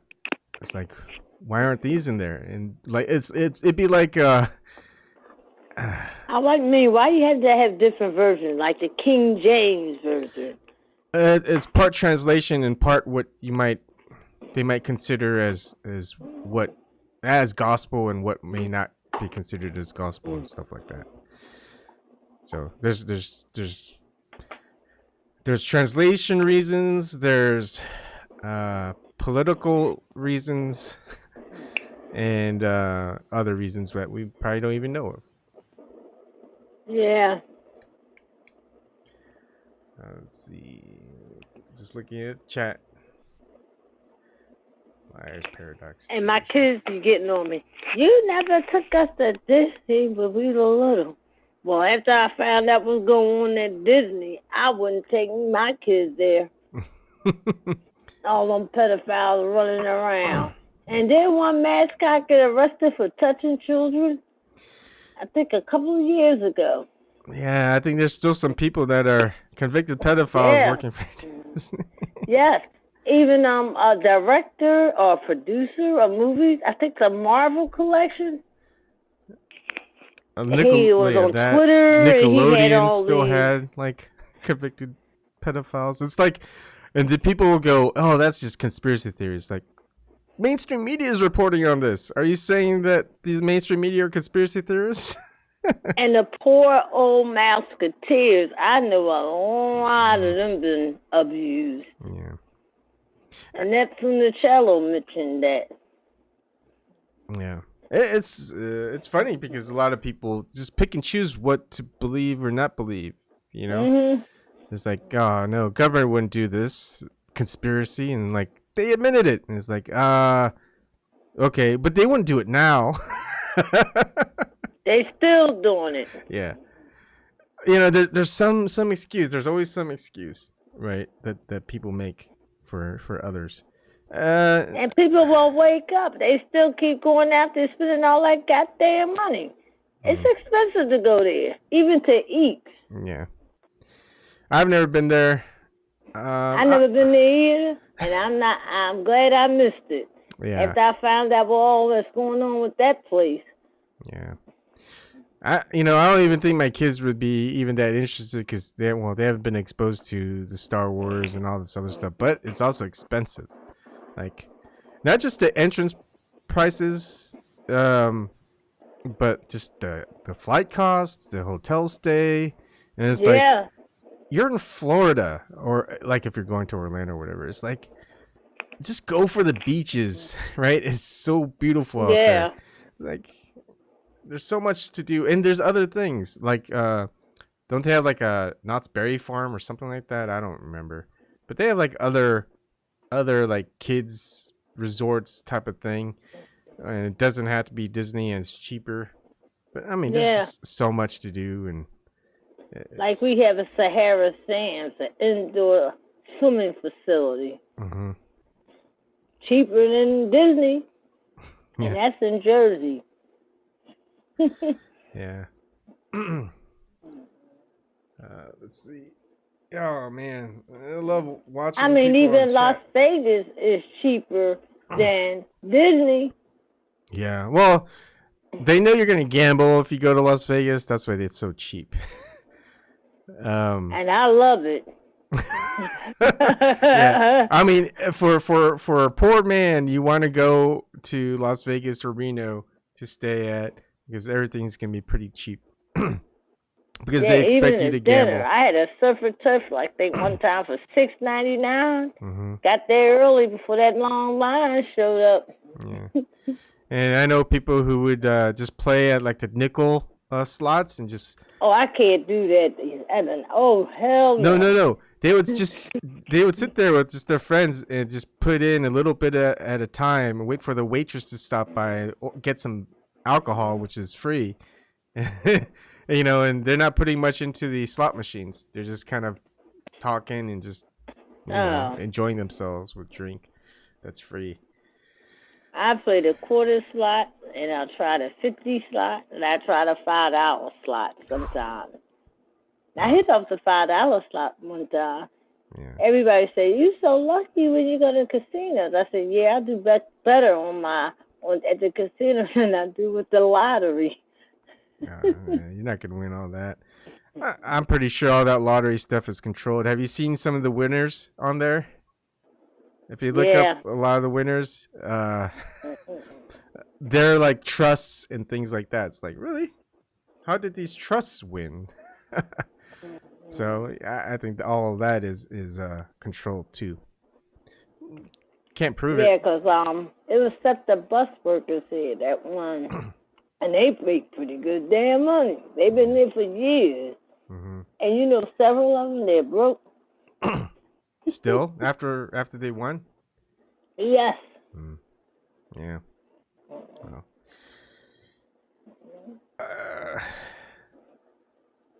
Don't know what to say. I mean, what most?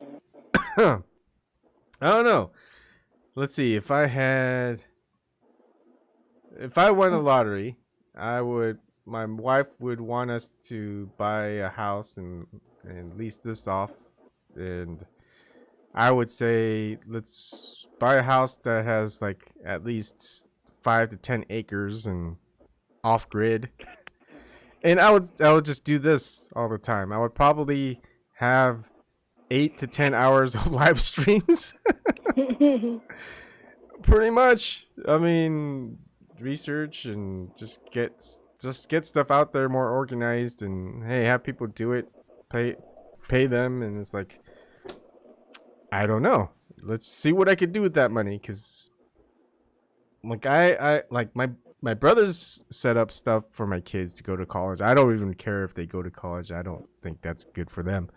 I think they're smart enough. They could do things without college. I've been that way. I mean, surely, like I was making like close to $1,500 a day as far as money, and I'm making like $0 now. And I'm just wondering what's going on. Like, do I need to take the blue pill again, or But it's okay. I kind of understand how everything is set, but it's I've been out of work for 5 years. Yeah. And I got a double thing with me. I'm black, I'm dark skinned, and then my age. I'm in my 50s now. Yeah. So they discriminate against age. Yeah. Because I get so frustrated when I call different companies. And like people, I'm like, what are y'all reading from a script? Surely, especially when I call Comcast. Surely, if I ever make it into money where I could have run shows like an entire working day, I would have you do your own show, and I would gladly pay you, Shirley. I ain't doing my own show. Okay, maybe you can work with like the legalities and stuff like that. Like I just found out we still have a vocational school here that was out back in the day when my baby sister went. They moved it up into the Northeast. They got wood shop and all that stuff in there. And they need to have more in the school district. But they don't want it. They got this system set up by design. Yeah. And they can't really, I think welding they can get jobs. And maybe carpentry. Welding is always sought after. If you can find a city that I mean, they're the people who come up with those trash compactors and similar things. They need welders all the time. They pay good money for it, and they'll train you. Yeah, they get good money because my husband said I went to school with somebody. Tracy, he took up trade in high school. And as soon as he got out of school, he ain't had to go to college. He got a good paying job. I think he was making $20 an hour, and that was back in the 80s. Yeah. I mean, that's what a lot of people don't realize is like a lot of people don't want to take on the things that scare them, right? Like no one wants to be electricians. No one wants to be like in the tech sector and engineering. Because they think they're not smart enough to do those jobs. What people don't realize they are. They're just because they don't think they're smart enough, or they don't think they can do it. They don't do it. So they don't know if they can or can't. Which is I don't know if that's just because of the public school system, because of grades, and they go, oh, just because I don't have good grades here, I probably wouldn't be able to do what these people do. But yeah, but they used to have that stuff in school when I was going. Yeah, they had a lot of vocational swimming programs. classes to learn how to swim. But now, go ahead. Sorry. And they had other things, home economics. You had to take that and got graded on it. Yep. Sewing, wood shop, auto body repair shop. Because the high school I went to, they had one of the best high schools with the auto body repair. Yeah, and all those guys and stuff, they get out of school, they get good jobs. Yeah. But they couldn't ship everything overseas because China didn't have anything. Yeah. And they're booming. Yeah. It's doing clean energy and everything. I remember that. Those are some fun stuff. And I think in Somerville in Massachusetts, they have high schoolers where people can take their cars into the auto shop and have the high school kids like change the oil and stuff for it, and it'd be free. Yeah. It's like, that's awesome, how they learn. That's how they learn. They have different cars, and then you get it for free. Oh, awesome! Hey, Eric. See, look, Eric and Shirley, you guys need to have your own show. Hello. Hey, Shiva. Hey, Cheryl. How's everyone doing? Good. How are you, Eric? Doing pretty good. I uploaded like a ton of videos, so. Yeah, I saw today. Yeah. Well, yesterday. We're both subscribed to you, Eric. We know when you upload a lot because email EricH26 has uploaded. But it's good, I don't worry about it. A lot of that stuff was mandatory in schools, and they talk about, the kids overweight, but you took gym out of school. Yeah. And recess. Recess? Man, I look forward to recess. They took recess out of school? Yeah. These new schools they building. Oh man, what the hell? And you get in trouble for playing dodgeball, that you can't play that. And I'm like, what the hell are they talking about? That was a fun game. Mm-hmm. I mean, they even have those balls are like those rubber balls are like very light now. So they can make it so it doesn't really hurt. They took a lot out of school because one day my son's friend came here. He was like, Miss Roulette, what's them rings hanging up in our gym all the time? They never use them. I said, boy, we used to have to use them things, and we got graded on it for physical education. He's like, really? And I said, we used to have to do the horse and climb up that rope. Yeah. Summertime, you had to run track, and you got graded on it. Mm-hmm. They don't do that no more. Talking about the kids overweight. Well, I guess so. And the shit you putting in the food now. Wow. That sucks. I was joking because my daughter's in soccer. And I always wanted to be a coach, a head coach. Even if I'm not a head coach, I'd be fine. The thing is, I do this yelling things like, run faster! You're running too slow. You're like a three-toed sloth. You gotta get there right now. Hustle, hustle, hustle! Lord, like, you one of them parents. I want to be serious. You in time out. It's not a serious thing because like my daughter knows I'm not serious, and I think the parents would know I'm not serious either. But I would just pretend to be screaming and oh, you be acting. Yeah. But they're really parents like that. I know. That's why it would be so funny. But you both team up just to have kind of a satirical thing going on. But every time I talk as a coach, it would just be yelling, even if I'm being enthusiastic. You did a really good job. I think you should do it more often. Way to go! Because they be living their life they wanted to have through their children, and they be pushing them. Yeah. And it's sad. Yeah. But in soccer, do they get head injuries? Because I know the ball hits up beside the head sometimes. Sometimes, like if they don't hit it correctly, and depends on how fast the ball is going when they hit it. So yeah, but not very often. It's not like it's football. Right. But still, anytime you get hit in your head, you better get yourself checked out. Yeah. Even little kids. Yeah. Because Aaron Hernandez, that was horrible. The man had a brain of a 90-something-year-old. Mm-hmm. Muhammad Ali too, man. Yeah. Like that last fight he had. Well, who was that against? I don't remember. Yeah, it's and just he one got of those. That Parkinson disease. Yeah.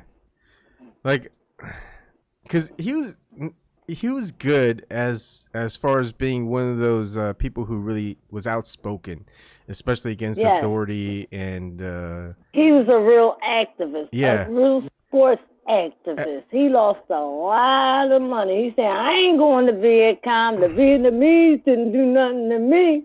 Yeah. And he didn't go. Yeah. And lost a lot of money. Kaepernick, he's a joke. Yeah, and I wish like I would like he never had those problems, because I think he would have been just. I mean, his fighting career was one thing, like his ability to box and stuff like that was great, and being a showman was also another good part of it. But like him being active and speaking out, I think was like one of the other great things that often gets overlooked, and I would have loved to have seen him continue that after his boxing career. You know? Yeah, but he was all jacked up. Yeah. He's the one last true athlete activist, besides the ones in the Olympics when they held their arms up in the air. I mean, Kareem Abdul-Jabbar kind of was an activist. Yeah, he's not he wasn't like really out there, but he just tried to get as many people, especially black athletes, to speak out against certain things. Like he always wanted Michael Jordan to be more of an activist, because just he would reach so many people. but people get stuck up and robbed waiting in line to buy his goddamn sneakers. To sell them. Yeah. And my son is one of them. I said, you idiot, you need to stop doing this. I know you want to make money, but you can find making money another way, and not illegally either. Yeah. Making him richer and richer. So and it's a shame his father got killed over his gambling debts. Yeah, well, just wait till you watch the conspiracy theory about that one. I didn't see that one. Oh. Yeah, you'll get there in time, I think. You know, one of these days you're gonna turn out like me, Shirley, and you're gonna be like, I think I want to go back. Let's go back. I'll turn on CNN and watch Rachel Maddow, or MSNBC. Right? I would never watch those people again, because like with me, I would rather watch people like cover it, because at least people could call out the bullshit. I mean, hell, everyone should criticize the corporate media. They treat criticism like it's so offensive, we need to go and censor. Oh, we're afraid that we're wrong. Oh, we're being paid to read from a script telling us, we're wrong. It's like I kind of wish people would just see like they're just reading off of a script and a teleprompter. They're full of shit. Yeah, man, can't someone pay me $30,000 a day for me to read off a teleprompter for an hour? It just seems like I'm doing it all wrong. I'm just kidding. I feel like I'm doing it all right, but if they put me in there, they would want me out immediately. Oh yeah, I think because I wouldn't bow down what they would have to say. But like, you have to say this, I'd be like, no, I'm gonna say what's on my fucking mind, and you're not gonna do a goddamn thing about it. Then they kick me out. I don't know who would last longer, Eric, you or me. They'll just cut you off the air. Yeah. Then I would make like such a big scene of like, yeah, you guys are fucking recording me anyway. Then I'll make the biggest fucking scene, and probably someone will leak it out and be like, oh. And they won't show it. Remember all them people stood out protesting outside CNN headquarters? They didn't even cover it. Yeah. Yeah, fuck CNN. The Yeah, fuck Clinton MSNBC. News Network. Yeah, fuck Fox News, and fuck the New York Times, and fuck the Washington Post. But you know who's been talking some sense on Fox News? That's Tucker Carlson. Yeah, he really yeah. has been talking some sense. Yeah, I've been noticing that quite a little Yeah, bit. because I can't stand him, but lately he's been talking some sense. And they believe he was the one Trump talked to stop them from bombing Iran at that last few seconds. Because he talked to Tucker before that. Ew, whoa. Yeah, yep. Because Tucker had Bolton and Pompeo on. And he's like, why do you want to go to war with these countries? I just don't understand it. He is totally against it. Mm-hmm. He's the only one at Fox News that's like that. And I'm shocked that that other reporter, I used to like him. But he went with that Russian narrative. And he's a liberal, and he's gay. He's on Fox News. Yeah. He comes on in the afternoon. I'm trying to remember his name. I don't know. I gotta find it out. Because he was really good at one time, but he done sided with those fools on the right, on the left. One from one party to me. Donna Brazil infiltrated Fox News. That's what happened. Yes, she did. I mean, you know what? They made the dirty deal with the DNC. Yeah. I mean, Shepard I knew it Smith. was That's coming. his name. Oh, it's Shepard Smith. Shepard Smith. One of the things that that I mention often, and some people know this. I think you guys know this. It's like the Republicans that are in politics, like the politics between like Republicans and Democrats, they appear hostile, right?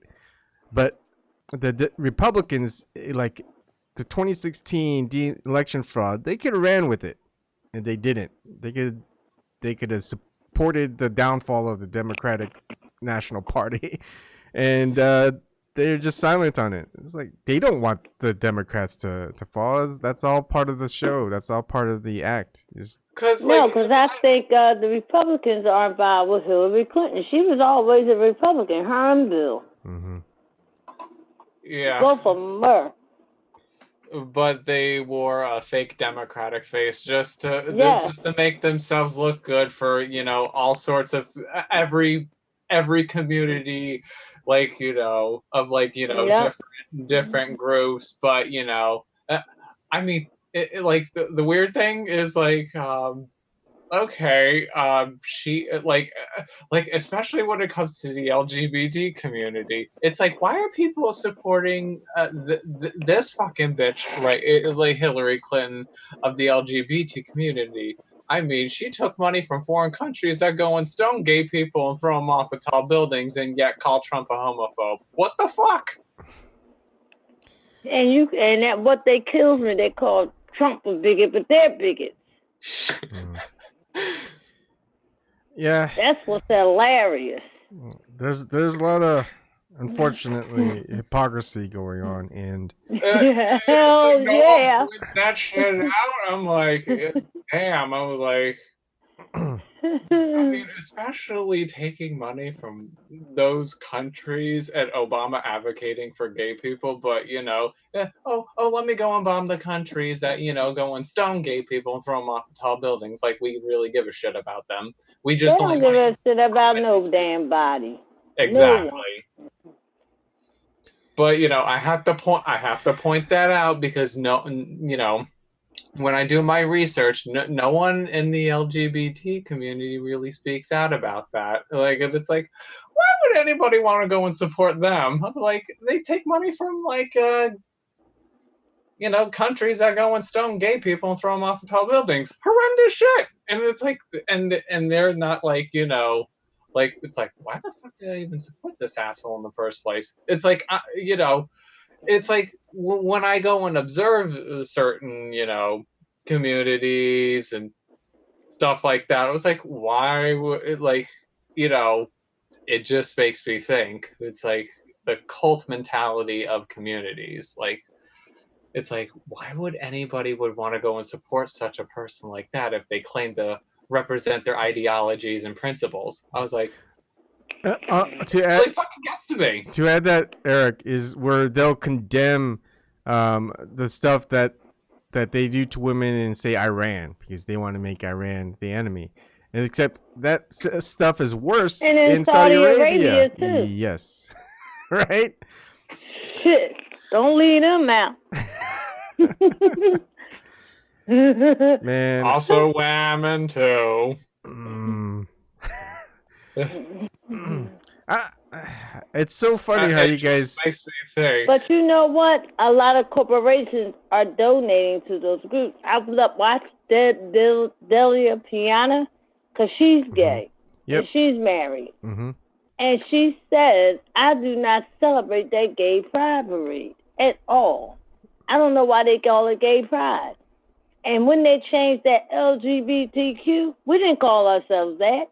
That's corporations putting that name in. They taking money from Raytheon. Raytheon? Yep. Wait a minute. So these multinational companies that take the same money from those foreign countries that go and do horrendous things to gay people are supporting the LGBT community. What and the fuck? Yeah, because I love watching her. Because she was like, and they got the police guarding them. They said the police wasn't gay people friends. They used to billy club them and stuff. Mm-hmm. What? Well, the police always followed whoever was giving them orders, much like the military. Right. She said, look at the beautiful floats they had for their parade. I think when you have a lot of local sheriffs that are elected, it's not always the case. But we don't see a lot of that now. Yeah. They're usually appointed by, like, especially the big cities. The chief of police is usually appointed by the mayor. But in a lot of smaller communities, they vote on who the sheriff is. And I prefer that than having someone. And you got a lot of billionaires that are gay too donating to that group. Mm-hmm. How about Hillary Clinton supporter Ed Buck? Every time I hear Hillary Clinton accepting gay people, I just want to put palms on my face. Oh my fucking God. He liked to use black male escorts and give them drugs at his place, and they die there, and he does not get arrested. They consider it an overdose. And one of them left a letter saying, if you find me dead, it's Ed Buck's fault because he keep pushing drugs on me. He's still out. Yeah. And then hashtag Me Too movement wasn't out there. You know how the whole thing with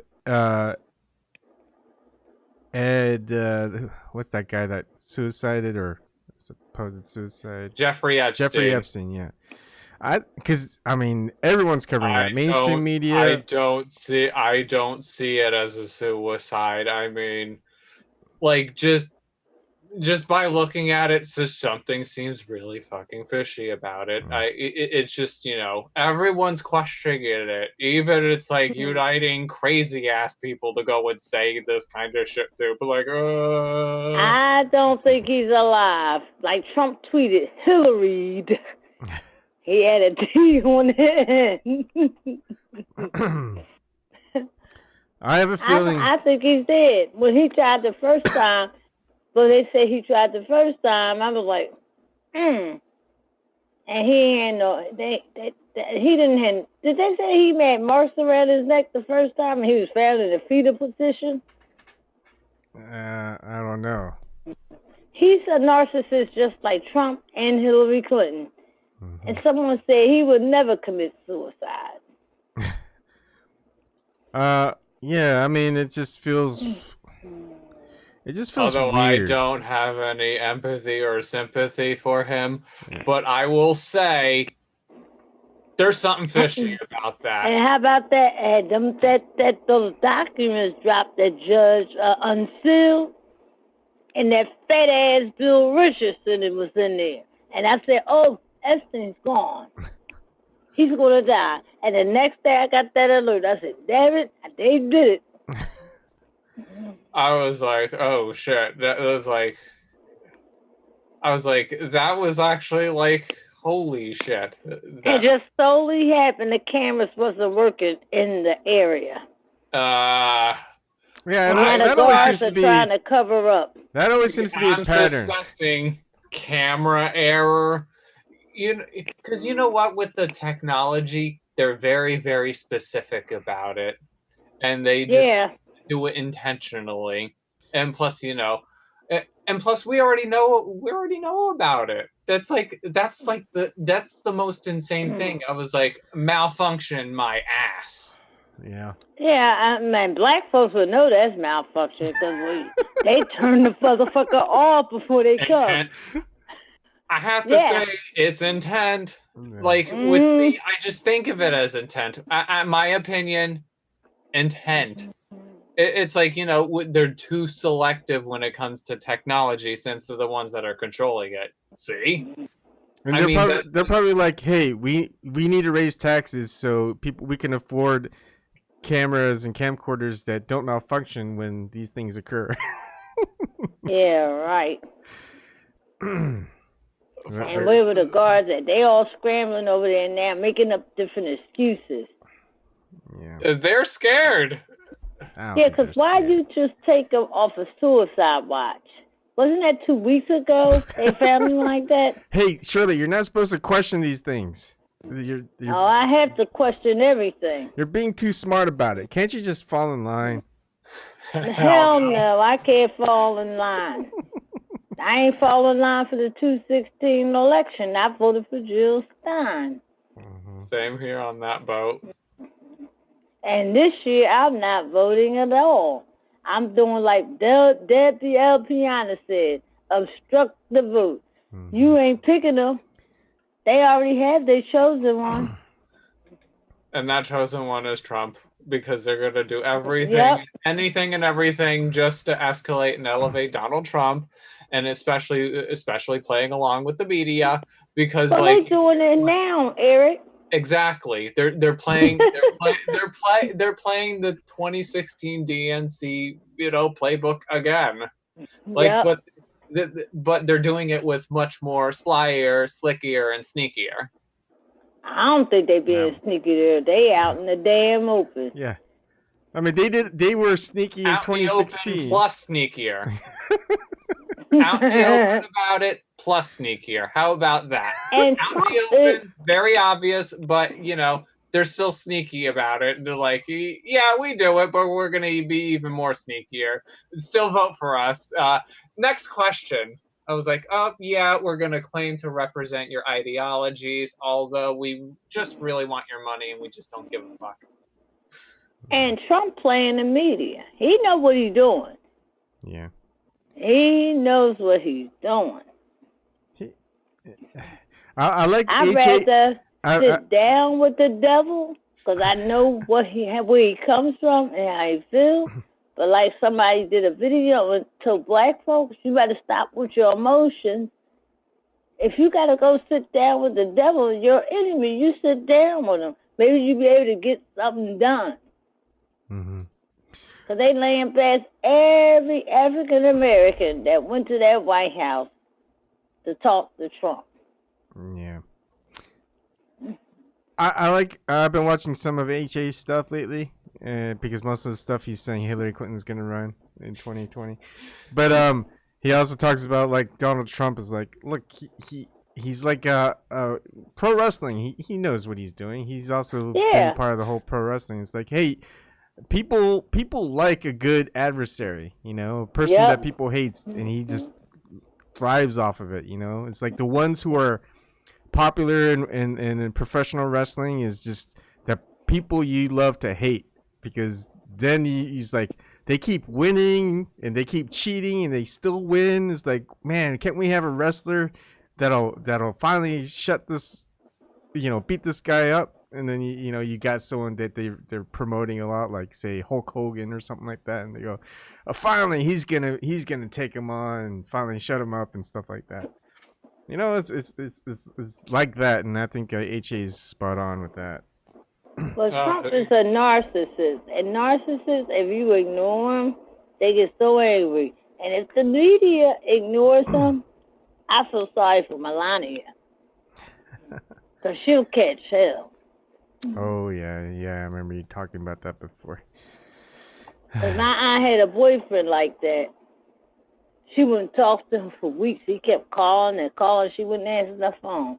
And he gets so mad and upset. It was all about him. Me. I worked for an attorney like that before. Oh. I'm sorry, Shirley. Yeah. And I listen to Judge Joe Brown. He is so real. The former TV judge. Former TV judges. You don't remember him? Remember him? Oh, yeah, because he be doing shows on YouTube, too. He be going different shows. Mm-hmm. And he mentioned that, somebody asked him, will there ever be a female president? He said, hell no. Because there are a lot of women that work for women out in the field. And they said they're the worst people you can work for. And I can vouch for that because I'm a legal secretary. And all the women I work for, they were bitches. And I don't want no woman as a president. Oh, my goodness, Shirley. Whatsoever. Huh? I think I need to censor you. You can't be saying like that stuff on my show.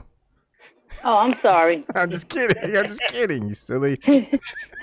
But I'm telling you, I only have one female attorney I'm still friends with. I work with. She was so down to earth. And she had a sister in Texas, and I saw on the Travel Channel, it was a dive barbecue place. There's a lady running it, but she had some good barbecue. She said, when I go there and visit my sister, I'm going there. And she went right there. She said, yeah, it was in the hood, but she said that barbecue was good, and I'm going back. And she just was laid back. Her husband had an affair. She was telling me everything. And that's the first white female attorney I can't say just white, blacks too, because it's a man's world that feels, and they think they have balls like the men, so they treat women really bad. Yeah, I mean, I've been watching a lot of like the waking up process is everywhere, which I've been seeing in it. Like I've been seeing it in entertainment, especially video games and movies. I've seen it in martial arts where people are waking up to it with like MMA and very traditionalist types of martial arts. And anyways, what I'm trying to say is like the video games, the movies that they're trying to push the masculinity of women, like just women taking over the roles of men and not necessarily starting that's that feminism shit. I wish they wouldn't speak for me. Well, they can go to war now. Yeah. So what I'm trying to say is what they're saying, which I'm also noticing is like a theme, is rather than having women being portrayed as the protagonists, as the heroes, as the good like the lead in the story, is they just take over stories of men's, like 007. The new Bond is going to be a black female. Thor. And Grace Jones was pissed about that. Yeah. Like the new Thor, instead of having just a new story, Natalie Portman is going to be the new Thor in Marvel. The laminized version. Yeah. And the thing is, and a lot of these things is rather than women being, portraying the positive aspects of femininity, they end up taking the role of the male's masculinity, and then of course the males within all these movies, they end up taking role of the dunce, like the non-masculine, they try to take away men's masculinity. Yeah, but with feminism. Yeah, but give women the masculine part, feminism. which is I don't know. I feel like that's just kind of not cool. It's just weird. It's like someone else, although I don't agree with the statement, although I just find it peculiarly funny, is like you'll see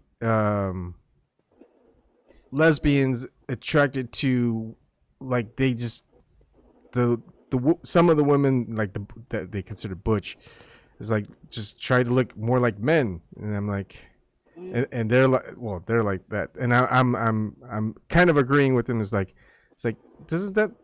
isn't that kind of the opposite that you would think that would happen? It's like, if you're a lesbian and you're attracted to women, wouldn't you be more attracted if they look more like women and not more like men?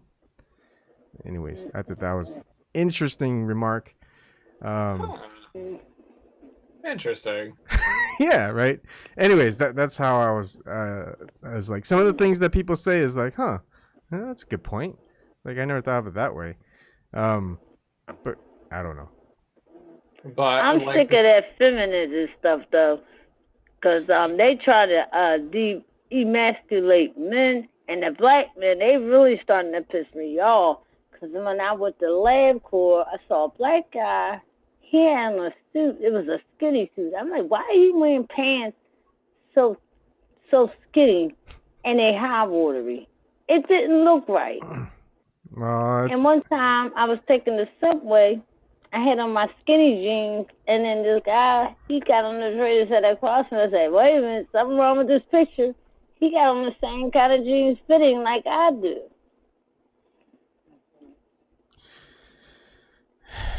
Whoa. Well, yeah. It's disgusting. It's just a change. And women today, they don't allow men to use their imagination when they get dressed either. Oh, you mean like they're like almost not wearing anything?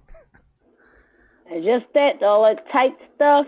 And when tights first came out, women wore the oversized shirt to cover their butts. Mm-hmm. And then the big women, when they didn't make that stuff in big sizes, but there's a lot of big women wearing them now, and I'm like, oh my God. Yeah, it seems like every woman these days are wearing yoga pants. Yeah. Yeah. I saw one girl, she had on gym wear. I'm like, why? With a half bra top and some workout pants. And I'm like, why is she? And she was just going somewhere. And I'm like, why is she wearing that right now? Yeah. They don't let men use their imagination no more. And I saw that in the old cartoon in the Lockhorns. The old man and the old woman, and it was this woman with a bra top on and something else scandalous. And he says, you know, honey, these women today, they don't let you use your imagination no more. And that was in the 80s. Yeah. Go ahead, Eric.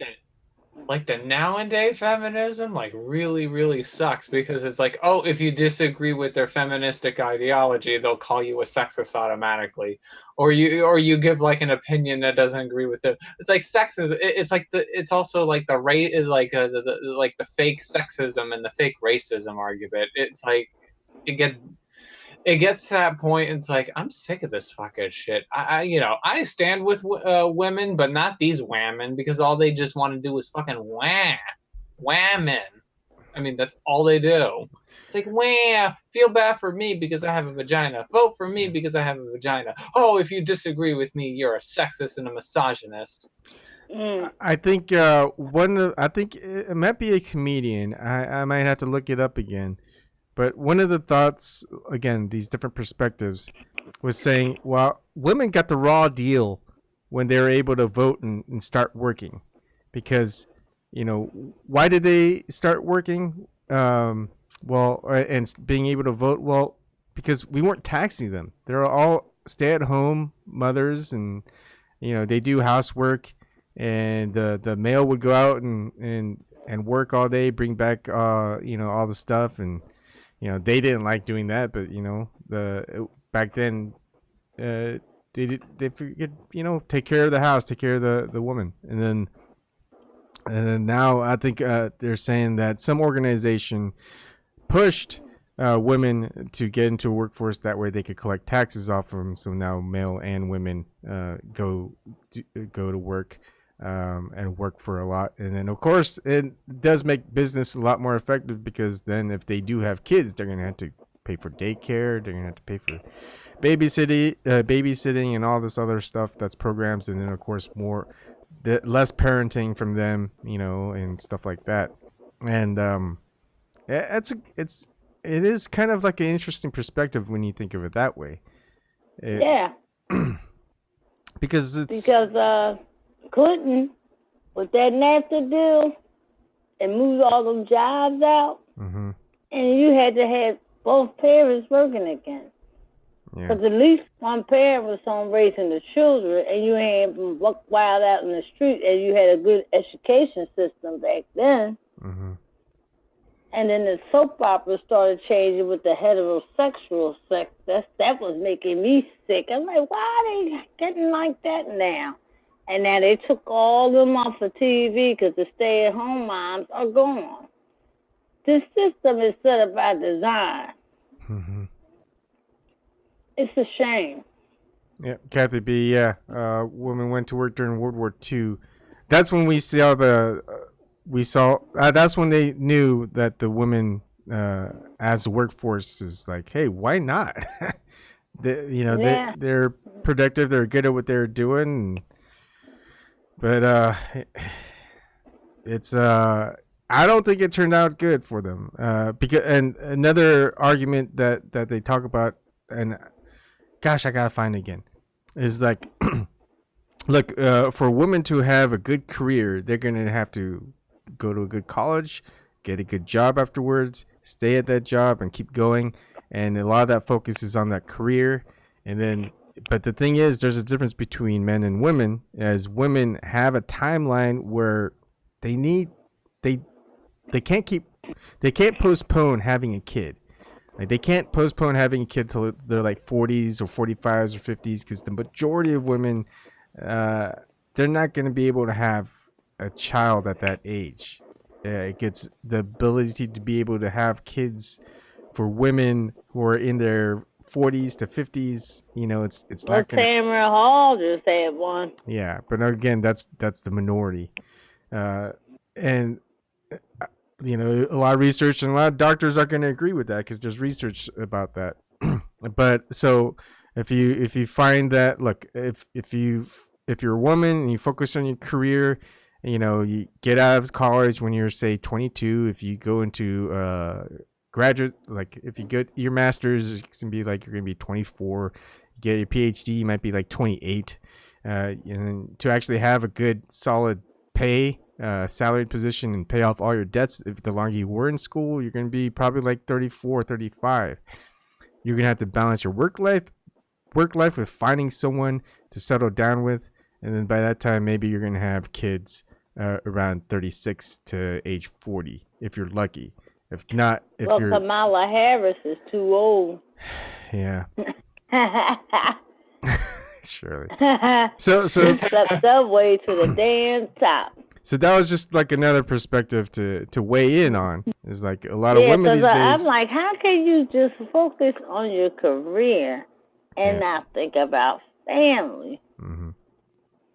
But I give women their props that go for that to get pregnant on their own. Yep. And raise the kid. Yeah, I don't know how that happens. I've done like single day parenting for like a few days or a week, and I'm like, I'm done. It's hard. I can't see how that happens with just. So you gotta be young. You gotta be in your 20s having them kids. Yeah. Like right My now, mom my had daughter, my mom had me when she was 26.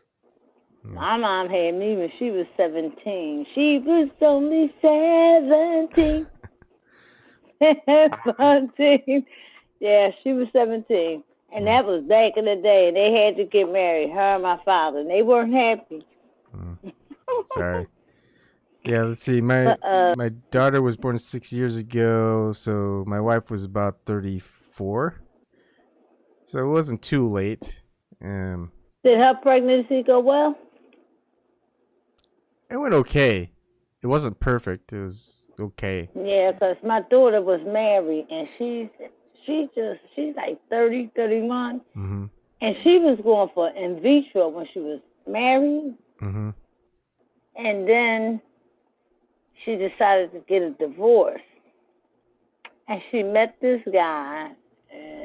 I guess she said something was just right about him, and she just happened to get pregnant. I said, I told you it wasn't you. Why did you go get that shit done?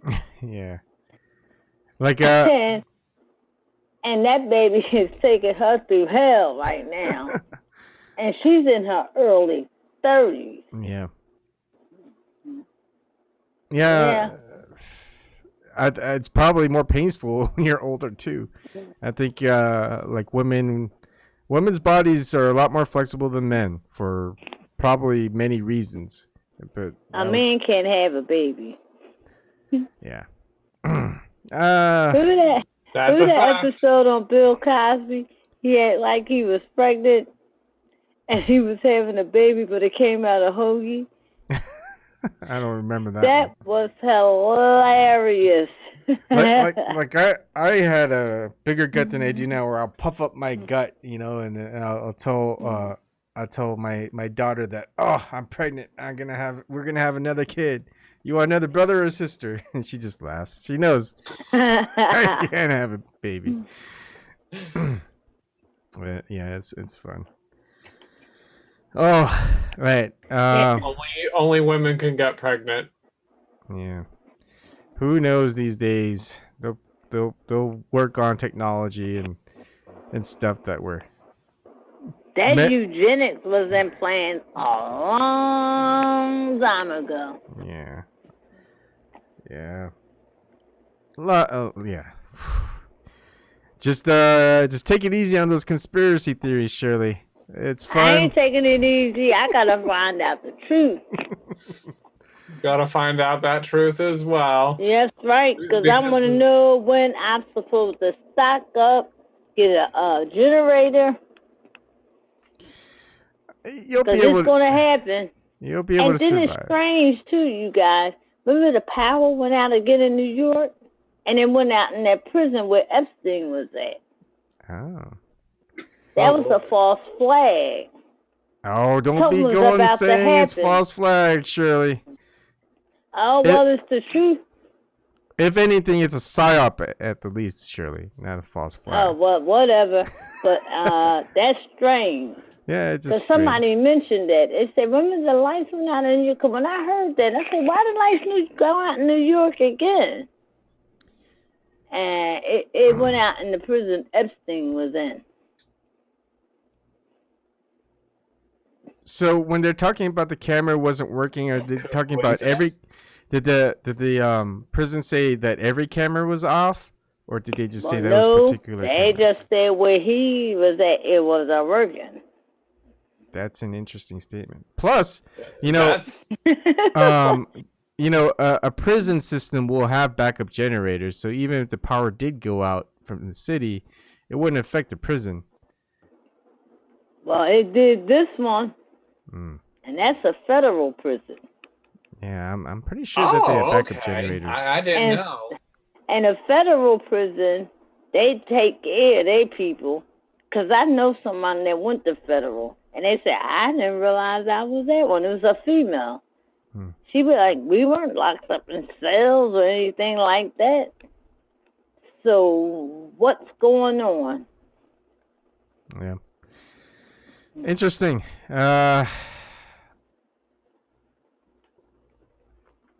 We won't know until people investigate. But are you going to be satisfied if you're not going to find out the truth? Yeah. Well, And I don't want to hear from mainstream media. My husband not come tell me nothing from Well, don't the you trust the cable government news. to tell you the truth about what happened, Shirley? Hell no. Why not? I learned that years ago. I learned you couldn't trust the government. All right. I just had to find out things and learn. What if the government selected a third-party organization to investigate the situation? I wouldn't believe it. So how? Same here. So how would you know what to know like the government or the mainstream media is telling the truth? What would you need to do? Go research. Would you? I'd rather do the research people myself. people on their own, or private investigators, or third-party organizations on their own would have to go and investigate the statements made by the government and the mainstream media to see if it all adds up. That's just like Al Sharpton. He's an FBI informant. Mm-hmm. I wouldn't trust him at all.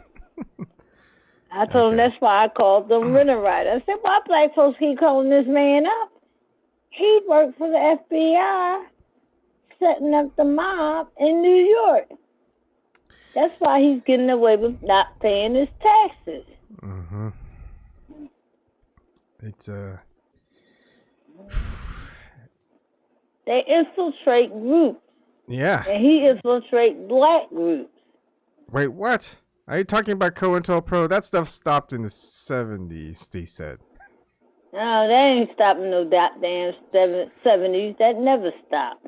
It never stopped. I mean, look at the LGBT community. Yeah. You know, look at every single community. They're infiltrated. Hey, did you hear Gillette lost $8 million for that $8 billion. Commercial? Yeah.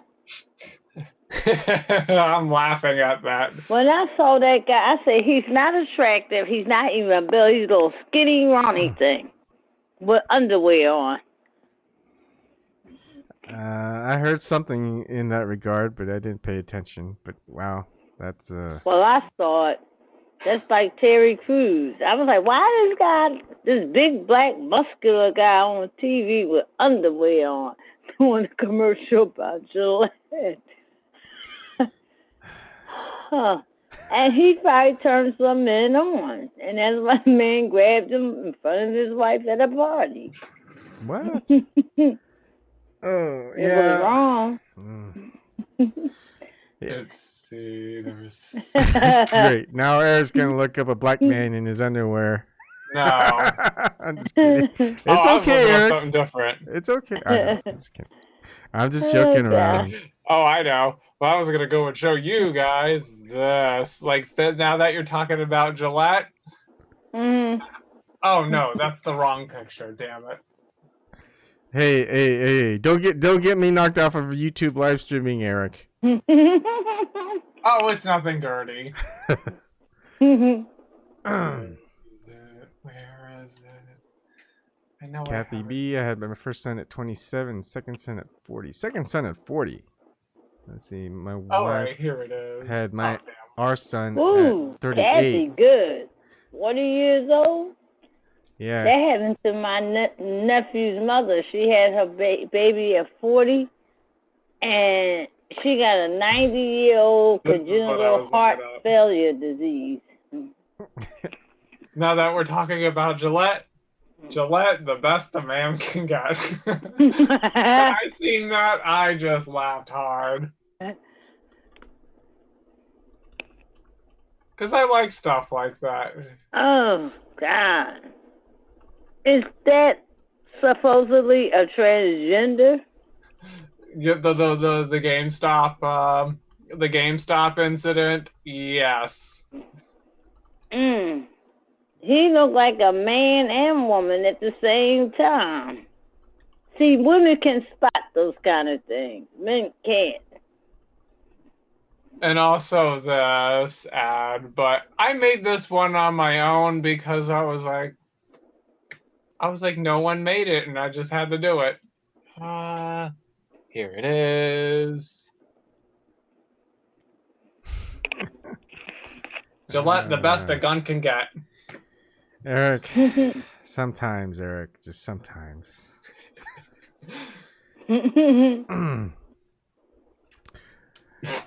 All right. It has been almost 3 hours, 2 hours and 56 minutes. So I think I'm going to call it. God. Yeah. Damn. Yeah. Time flies when we talk, doesn't it? Yeah, and it's fun though. Yeah. It's fun. I missed it. Yeah. I missed Because it. my husband said, what happened to your talk show? I said, Evan ended it. I'm upset. I doubt that, Shirley. Yes, I was. I was upset. Hey, why don't you try to get the interview Eva Bartlett and Vanessa Billy? Because they'll And probably Bill Benny. because I'm someone people don't really want to I guess. Well, how do you present Participate. yourself when you talk to them? I usually write emails and I say, "Dear blah blah blah," or "Hi blah blah blah," or so and so, not blah blah blah, and then I'll just do just a short. I would like to interview you about because, and I just kind of give them a one sentence reason why I really want to interview, and then just list off, all of my videos. They can look me up and just kind of see where I'm coming from. That's it, and then usually it's people who just, a lot of it has been with like in the flat earth community and just things that I'm just kind of looking into right now with Right. with other things. And I mean, it just kind of, I throw it out there and they'll usually respond, and then if they don't, well, nothing happens. Or sometimes I'll get like they go, yes, I'm busy right now, but how about so and so, and things don't work out, everyone gets busy, and Yeah, because they be in Syria all the time. yeah, and a lot of them would probably just go with like organizations or something like that. Like for me, it's just like, who wants to get interviewed by someone who calls himself a flat earther and who says, hey, certain factors might indicate something might be a false flag or a psyop. Like like a self-confessed conspiracy theorist, someone who's adamant about the freedoms of provided in the Constitution, Bill of Rights, and things like that, and saying and an anarchist. I consider myself an anarchist too. So like, when people find that out, they're like, no, I think I'll pass. So and I also don't have that much like subscribers and views on my stuff anyway. But there are some people which I give a lot of credit to. They'll do an interview with me, regardless of my view count, regardless of my positions on things, that they're okay to talk with. And I'm like, that's awesome, because that's what we should be doing. We can't be in that like elitist status as saying, what's your view count, or wait, you're a flat earther? No thanks. Where people just put other people in categories, and they go, no thanks. No, I'm willing to have a conversation with anyone. I don't care. Yeah, I know that, Eric. And that's why you're here, and that's why I like you. Thank you, Ebon. Yeah. Greatly appreciate it. All right. So Good night, guys. Good night. Good night, Shirley, Ebon. Good night, Cheryl. if you wanna set up interviews with people you'd like me to interview, if you want to set that up for me and just CC me on it, it's like, I would love to interview them, and you would love to have you could probably interview them too, Shirley. You could come on and ask them questions. It doesn't have to be me being the person doing the interviewing. You can use my platform to do it.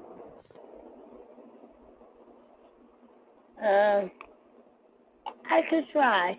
Yeah, it's worth doing. But I wouldn't explode on them.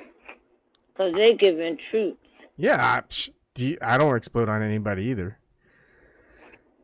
I only explode when they take some of my words out of context, but other than that, all right. Thanks, guys. I'll see you guys in the net. And Shirley, take me up on that offer. All right. All right. Bye, Ebon. Bye, Bye. Cheryl. Have a great Bye. week. Good night, Thanks everybody. again, You Ebon. too. It was fun.